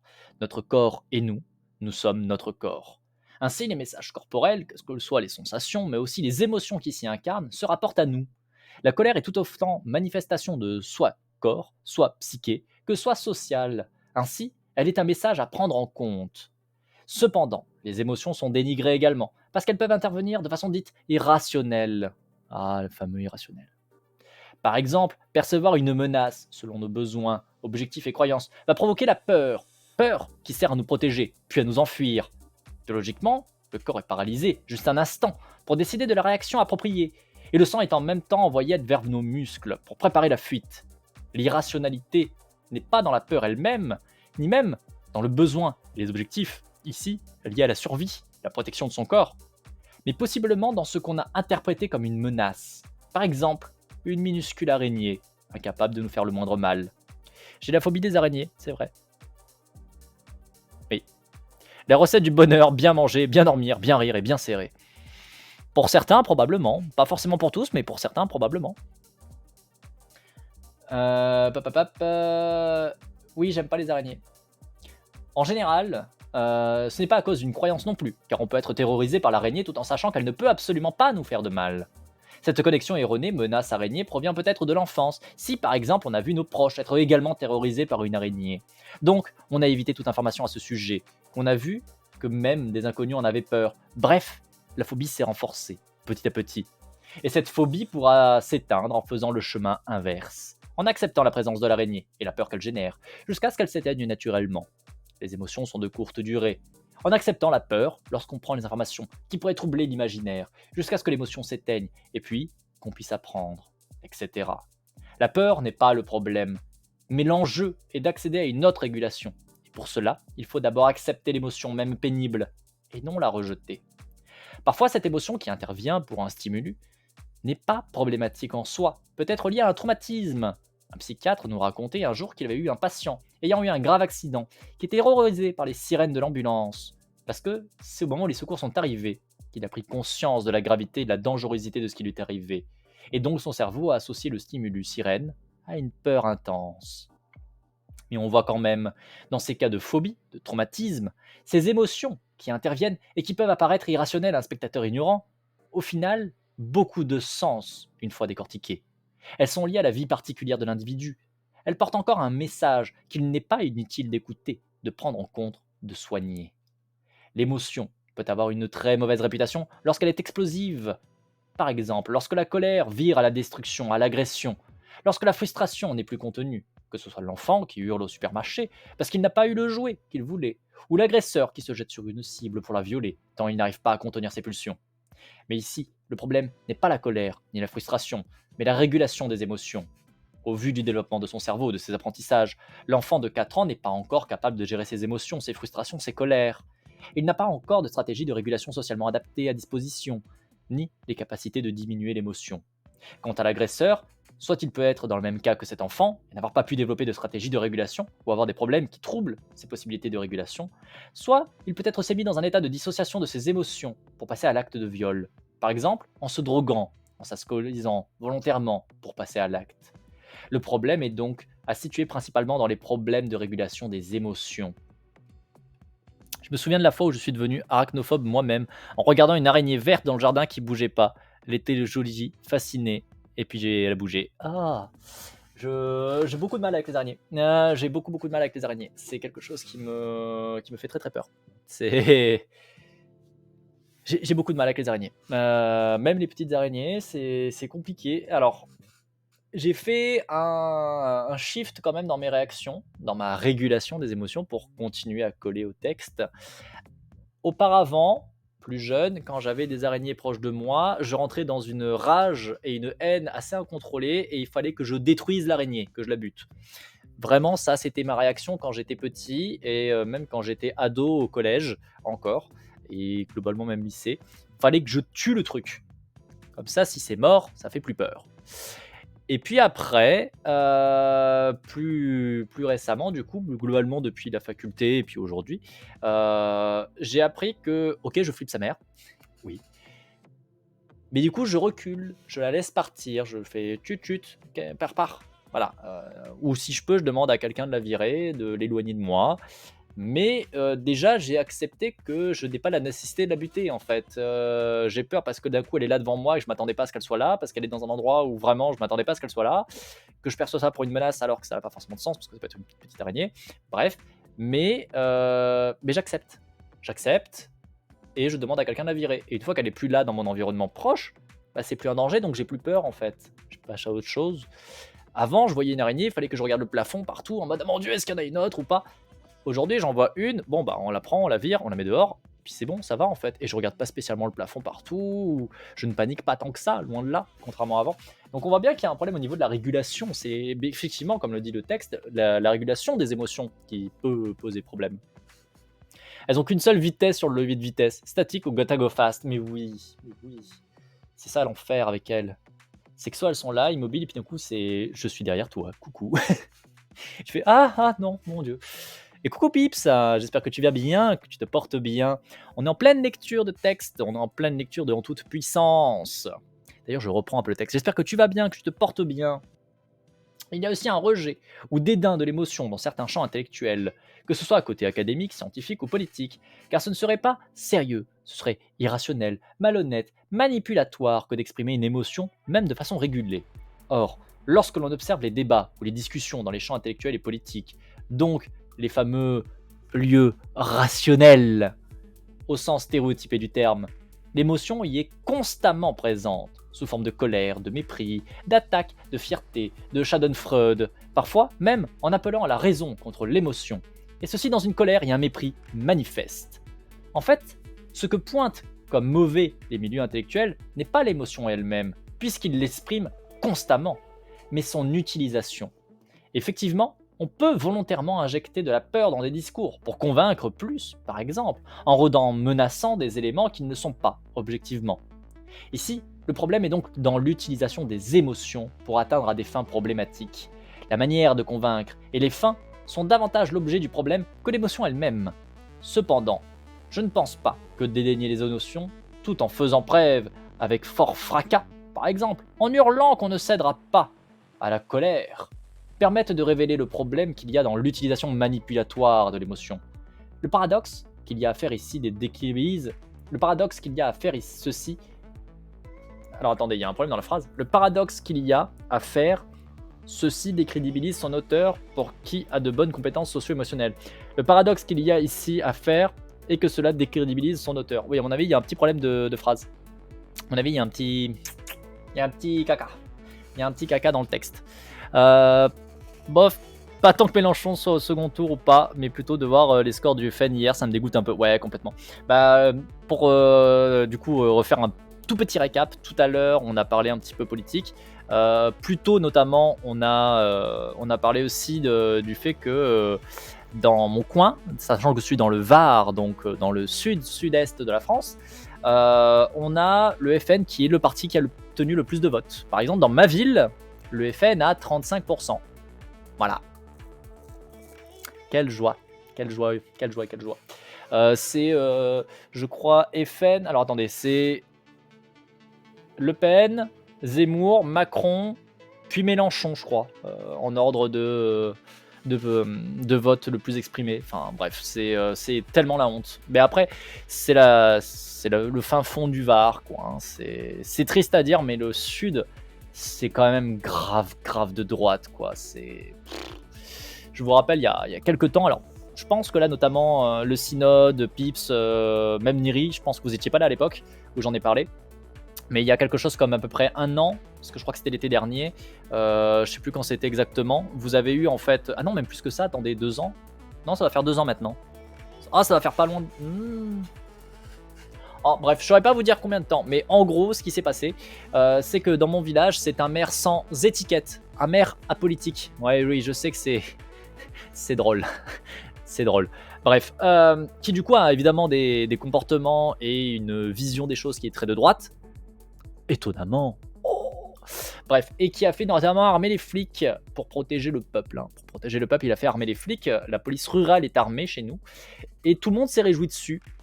Et moi, je suis là en mode, mais bordel de merde, on est au fin fond du trou du cul du Var, il n'y a pas de criminalité. Le truc le plus violent et le plus dangereux du coin, c'est un sanglier. Mais vous avez armé les flics et vous êtes content pour prendre en compte et évidemment calmer le jeu au niveau de la racaille. Racaille qui n'existe pas, mais qui... d'accord, si vous voulez, allez, très bien. Voilà, on est sur ce genre de niveau de village. Hein. Voilà, on est vraiment sur un bon bassin de droite. Hein. Ouh, que c'est agréable. Mets une virgule après ceci dans ta tête. Le paradoxe qu'il y a à faire... bah non, même avec une virgule, après ceci, ça me perturbe. Il y a un truc qui va pas pour moi. Mais bon, bref. Non, c'est Le Pen, Macron, Mélenchon et Zemmour. D'accord. Bon, ça change pas grand-chose. Hein. Sur 4 candidats, on a quand même 3 d'extrême droite. C'est pas ouf. C'est quand même pas ouf. Une personne sur 3 en France qui soit d'extrême droite revendiquée, c'est quand même tendu. Ouais, c'est pas ouf. J'ai un collègue qui s'en revendique ouvertement. Je sens qu'il va devenir turbo merde dans les prochains temps. Ah ouais, non, mais c'est... Ouais. Il est déjà bien comme il faut pour s'en vanter, il faut être bien abîmé. Bah, je pense pas qu'il faut être bien abîmé, encore une fois, c'est ce qu'on voyait tout à l'heure, hein. Il faut pas oublier ce qu'on a vu tout à l'heure, notamment, alors vous étiez peut-être pas là, mais on a parlé notamment des incels, on a pas mal de témoignages des incels, et on voit bien qu'il y a vraiment une construction dans la manière même qui ne permet pas aux personnes de prendre vraiment possession de ce qui ne va pas dans leur idéologie. Ils n'ont pas conscience de à quel point est-ce qu'ils déshumanisent des gens, à quel point est-ce qu'ils sont immondes, à quel point est-ce qu'ils sont haineux, dangereux. Ils n'en ont pas conscience en fait. Et il faut vraiment qu'il y ait une crise, il faut qu'il y ait vraiment quelque chose d'assez comment dire, problématique pour que soit ils finalisent totalement, on va dire, de cristalliser tout ça et de vraiment partir turbo malsain, horrible, ou au contraire, d'un coup se rendre compte à quel point ils sont dans un milieu qui est toxique, qui est dangereux, qui est mauvais, qui est oppressant, oppressif, enfin bref, qui a rien qui va, pour finalement, du coup, s'en départir et essayer de s'en sortir. Donc, malheureusement, on peut pas juste résumer à les gens sont abîmés, pour reprendre tes propos. Je pense que c'est pas suffisamment complet. En plus, c'est malheureusement triste, mais c'est mettre de côté tous les éléments contextuels alors qu'ils sont la majeure partie qui peuvent expliquer justement la situation dans laquelle ils sont et les votes qu'ils font. C'est d'autant plus frustrant quand ce sont des gens qui sont proches de nous et auxquels on tient que de voir qu'ils sont dans ces mécanismes-là. Parce que c'est notamment quelque chose qui m'est arrivé. Je me suis pris un peu violemment à quelqu'un hier au téléphone, ce que je n'aurais pas dû faire, je pense, parce que la personne ne pense pas à mal quand elle fait ce qu'elle vote, enfin quand elle vote ce qu'elle vote. Mais le fait est que ce sont des gens qui n'ont pas conscience de tout ce qu'entretiennent et de toute la viciosité, tout l'enfer qu'il y a dans ces votes-là et dans ce que représentent ces partis-là et dans ce que vont mettre en place et ce que mettent déjà en place ces partis-là. C'est tant qu'ils sont pas touchés, tant qu'ils n'ont pas conscience en fait de ça, malheureusement, ça leur permet pas de le voir et même ils déshumanisent et ils vont nier en fait les preuves et les éléments qui pourraient leur faire prendre conscience de ça. Il faut vraiment toucher le fond pour être capable par soi-même d'un coup de se dire merde, ça va pas. Merde, c'est de la merde. Et même avec un soutien et des gens autour de nous pour essayer de nous aider à ne pas tomber là-dedans ou à essayer d'en sortir, ça reste compliqué. Parce que notamment les milieux conservateurs, comme ça, ont comme principe de base de fonctionner sur la croyance et non pas sur les preuves. À partir du moment où vous basez sur la croyance, tu vas nier les preuves, tu vas nier ce qui est contraire, tu vas totalement le nier, il va disparaître et tu ne vas garder que ce qui conforte et ce qui renforce malheureusement tes croyances. C'est comme ça que fonctionnent les problématiques, enfin les idéologies de droite, les idéologies justement conservatrices et bien sûr notamment d'extrême droite. C'est d'autant plus frustrant parce que même avec les preuves scientifiques, ça ne fait rien. Ça ne change rien. Et on retombe sur des discours, par exemple, comme on l'a vu tout à l'heure avec la personne qui a été bannie. Mais non, Zemmour, c'est bien. Et puis d'abord, qu'est-ce qu'il avait dit? Zemmour, c'est bien. Et puis après, quand je lui dis, bah non, en fait, on va éviter de parler de ça. Enfin, on va pas être en mode extrême droite parce qu'ici, ça va partir vite. Ah oui, mais voilà, la liberté d'expression. Non, non, non, non. C'est pas possible, non. Bref, je continue. Ces compétences servent aussi le regard critique, parce que l'autre est compris pleinement, parce qu'on comprend soi-même les émotions, qu'on sait comment elles peuvent être utilisées ou vécues de façon authentique et régulée. Ainsi, dénigrer les émotions en bloc interdit implicitement de regarder celles-ci, donc de les comprendre, donc de les maîtriser. De plus, il est profondément incohérent de voir par exemple quelqu'un sous l'emprise de la colère et de la haine crier à la malhonnêteté, à la manipulation d'un autre, qui serait accusé d'être dans l'émotion. Les compétences socio-émotionnelles permettent de résoudre ce faux dilemme. Identifier, comprendre, réguler, exprimer de façon honnête les émotions ou décrire celles qui se produisent liées à des objectifs, à des besoins et des croyances permet d'avoir une vision objective d'une situation sociale en débat. Autrement dit, il est plus rationnel de comprendre les émotions qui se déroulent, de prendre en compte les siennes, puis de comprendre les objectifs et les besoins auxquels elles sont liées pour débunker des discours qui seraient dans l'utilisation manipulatoire, qui eux sont effectivement malhonnêtes. Enfin, l'absence d'émotion peut être tout aussi problématique. C'est ce qui fait que des profils psychopathes peuvent parfois être si craints, parce que face à une personne qui pleure, qui souffre, ils ne ressentent rien, n'ont aucune mobilisation interne poussant à aider. C'est un signal aussi neutre pour eux que de voir une personne qui marche dans la rue, et il leur faudrait faire un effort de réflexion pour mettre en œuvre une forme d'empathie. Dans certains cas, la souffrance de l'autre peut être perçue comme une curiosité étrange, ou encore un moyen de gagner. Donc, ils peuvent jouer avec pour l'amplifier, et cela ne leur fait rien ressentir de négatif. Il peut en être de même pour des profils hautement narcissiques, ceux dits grandioses, les narcissiques vulnérables, sont au contraire très affectés par énormément d'émotions négatives telles que la colère, la haine, le ressentiment, la jalousie, etc., qui ne considèrent pas l'autre comme un humain, comme eux, mais comme un objet à leur service ou un compétiteur. Leur souffrance n'a pas d'importance, voire est perçue comme une victoire s'ils estiment l'autre comme un concurrent. Ce genre de profil, n'éprouvant pas les mêmes émotions, rend la sociabilité et la connexion avec eux très problématiques. Et les environnements sociaux peuvent être rendus très peu sains s'ils y règnent. Il n'y a alors pas de limite. Ils peuvent se comporter de façon particulièrement injuste. La colère de leurs victimes ne les bouleversera pas. Ils peuvent se comporter de façon effrayante, car la peur de la cible pourra même parfois les amuser. Ils peuvent se comporter d'une façon destructrice, parce que le dégoût, la tristesse des cibles ne leur sera pas un frein ni une alerte. Chez les psychopathes, le problème n'est pas un problème de compétences socio-émotionnelles, au contraire. Et merci SKZ, bienvenue à toi. Je me permets de continuer la lecture parce que je suis en plein milieu du paragraphe et après je vais me perdre. Chez les psychopathes, le problème n'est pas un problème de compétition, de compétences socio-émotionnelles. Au contraire, il a été découvert récemment qu'ils comprennent très bien les émotions d'autrui, leurs causes et leurs conséquences. Le machiavélisme demande un savoir social et émotionnel dont ils ne manquent pas. Au contraire, ils se plaisent à jouer avec et à tirer ces ficelles. Par contre, eux-mêmes ne ressentent que peu d'émotions. Par exemple, ils n'éprouvent pas d'inquiétude et de peur à l'idée d'être ostracisés, d'être rejetés, d'être mal perçus, ou encore de risquer d'être mis en prison, etc. L'absence d'émotion à ce sujet fait qu'ils ne voient pas de problème à se comporter d'une façon qui nuit à autrui ou qui pose des conséquences sociales désastreuses. Ici, on voit que l'émotion elle-même, son intensité, même négative, a un rôle social qui est très important pour le vivre ensemble en paix. Si nous n'en ressentons pas, nous causerions plus de souffrance autour de nous. Nous aurions un comportement plus antisocial, moins prosocial, plus égoïste, plus destructif. Voilà. Pardon. Bonjour à toi, SKZ, bienvenue. Je vois que j'ai raté des petits textes, je me permets de remonter. J'espère que tu te portes bien, en tout cas, merci beaucoup d'être follow. Tu es désormais une petite fougère qui s'agite dans le vent. Et ça, c'est beau. Hop, alors, je remonte. Il y a une phrase prononcée hier que j'ai trouvée très juste. Zemmour, en étant encore plus extrême que Le Pen, l'a normalisée. Elle paraît plus tempérée et moins violente que lui, mais elle reste quand même d'extrême droite. Mais bien sûr, mais complètement, ça fait déjà un bon moment que ça en a été discuté. Mais oui, complètement. Mais c'est déjà une... Ah, mais c'est déjà une bonne grosse merde, mais disons que jusqu'ici, il pouvait se limiter à quelques remarques par-ci, par-là, à l'emporte-pièce, parfois sous couvert d'humour. J'ai peur qu'il passe à la vitesse supérieure désormais. Ah... Ouais, qu'il se cache plus de son oppression et qu'il assume sa mertitude. Je vois le truc. Quel enfer, cette personne. Est-ce que le pervers narcissique n'est pas basé sur cette même défaillance psy? Bah complètement, oui. Complètement.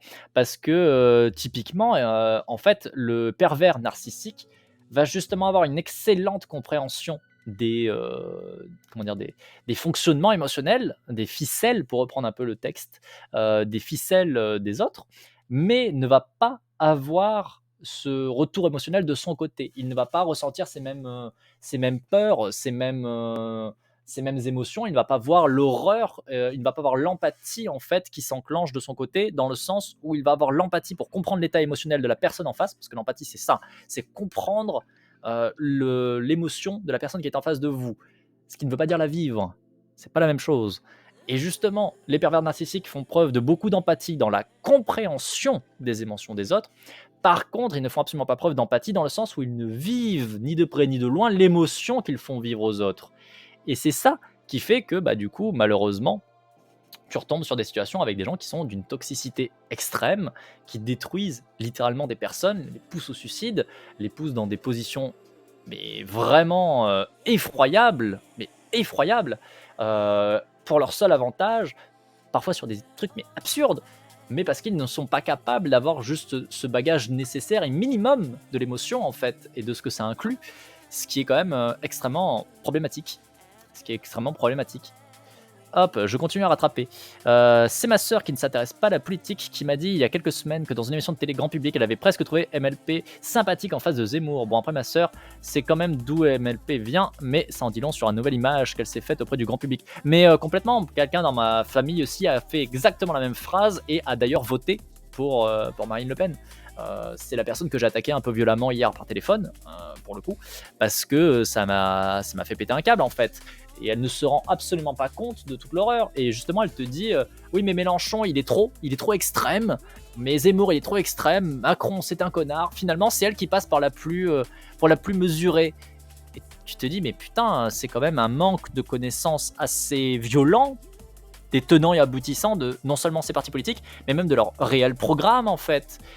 Et c'est ça où tu vois que les gens ne vont pas forcément se renseigner et n'ont pas forcément les compétences aussi, malheureusement, pour comprendre ce que ça signifie. Quand vous avez... Je reprends un truc typiquement. Quand on a regardé les programmes avec Anémone, Anémone, à un moment donné, elle a lu notamment le programme de Le Pen, en sachant pertinemment qu'elle voterait pas pour elle, hein, on a voté tous les deux Mélenchon. Mais elle m'a dit, tiens, tu vois, je comprends pourquoi est-ce que machin va voter Le Pen, parce que là, cette mesure, c'est pour protéger les femmes. Et je regarde la mesure, et la mesure, en fait, c'est que tu vois qu'il y avait marqué que on va, en gros, mettre en prison et foutre dehors tous les fichiers S pour protéger les femmes. Et t'es là en mode, bah non, en fait, tu te rends compte que si t'as pas un minimum de connaissances, bah notamment sur l'intérêt de comment est-ce que t'écris ça, tu ne comprends pas qu'en fait, l'objectif n'est pas de protéger les femmes. Là, c'est juste un étiquetage que tu viens rajouter à une mesure raciste pour justement venir dire aux gens, hey, vous avez vu, je protège les femmes. Mais fondamentalement, ta mesure, tu le montres bien, dans le sens où toute la première moitié du paragraphe, c'est on va foutre les fichiers S dehors, les fichiers S d'origine étrangère. Donc tu vois bien que l'idée est clairement, mais très clairement, gens d'extrême, justement pour les gens d'extrême droite, de dire les étrangers on vous met dehors, puis là on peut mettre que c'est l'étiquetage pour protéger les femmes, donc on va le faire pour draguer justement et dire regardez on est féministe et tout, mais en fait c'est pas du tout le but, c'est pas du tout le but. Le but de cette mesure c'est juste de faire une mesure raciste, clairement. Et c'est là où tu vois que les gens n'ont pas le recul nécessaire et n'ont pas forcément envie d'avoir le recul nécessaire, ce qui peut être compréhensible, hein, mais je trouve pour moi un peu triste quand même, mais c'est là où tu vois que vraiment les gens n'ont pas cette conscience de l'écueil qu'il y a. Parce qu'à côté de ça, tu vas avoir un Zemmour qui va te dire des horreurs sans nom. Et du coup, forcément, quand tu regardes Le Pen et que tu regardes Zemmour, tu dis bah finalement, Le Pen, elle est mesurée quoi. Et là, tu fais c'est un peu dégueulasse. Bref. Je continue à rattraper. Complètement à côté de son père ou de l'autre empaffé de Z et sa niette Bulldog, elle paraît presque une tata sympa. Ouais, presque. Il y a de gigantesques lacunes en culture politique en France, et je dis ça en me considérant déjà comme un inculte politique, mais clairement, il y a un gros problème de lacunes, y compris du point de vue des médias. Quand tu vois la manière dont les médias présentent leurs trucs, c'est quand même une aberration sans nom. C'est quand même le niveau zéro de la compréhension politique et des interviews politiques. C'est quand même très rare de voir, notamment sur la télé, des entretiens, des interviews qui sont construits, réfléchis, qui creusent, qui vont mettre un peu des problèmes, mis à part, par exemple, sur un Poutou. Et encore. Ça, je l'ai lu, pardon, je rattrape. C'est de base le problème de généraliser les gens comme méchants ou fous, etc. En plus d'être passablement psychophobes où on invisibilise complètement les réelles causes de leur comportement. Complètement. Je regarde une youtubeuse linguistique turco-japonaise. Sa miniature aborde un bonbon marqué quelque chose, je ne connais pas. Et Google Translate me dit que ça veut dire fougère, coïncidence. Mais non, les fougères sont partout. Voilà, les fougères sont partout, c'est trop bien. Soyez des fougères. Je finis le petit texte et on coupera la VOD là-dessus parce qu'on a une nouvelle partie et je pense que ça fait un bon moment pour la VOD. Ainsi, dénigrer d'emblée les émotions me semble peu utile pour régler les problèmes que posent par exemple les régulations dysfonctionnelles, les colères violentes, l'intolérance à la frustration, dangereuse pour autrui ou pour la personne, etc. Leur association problématique pour la personne, trauma, phobie par exemple, leur utilisation manipulatoire, par exemple pour susciter une peur infondée, pour remporter des élections. Tiens, un petit lien avec la réalité. Bref. Ou encore leur absence ou leur suppression, qui peut générer de la cruauté et de l'antisociabilité. Au contraire, il y a à comprendre les émotions sous toutes ces facettes, écouter ces messages particuliers selon les situations et les personnes, ce qui est la base de la régulation, y compris au niveau des environnements sociaux. Voilà. Et ben, pour cette fois-ci, c'est fini, petite fougère de YouTube. J'espère que tu as apprécié l'épisode. Et je te dis à très bientôt, parce que cette VOD est déjà beaucoup trop longue. Beaucoup trop longue. Ciao.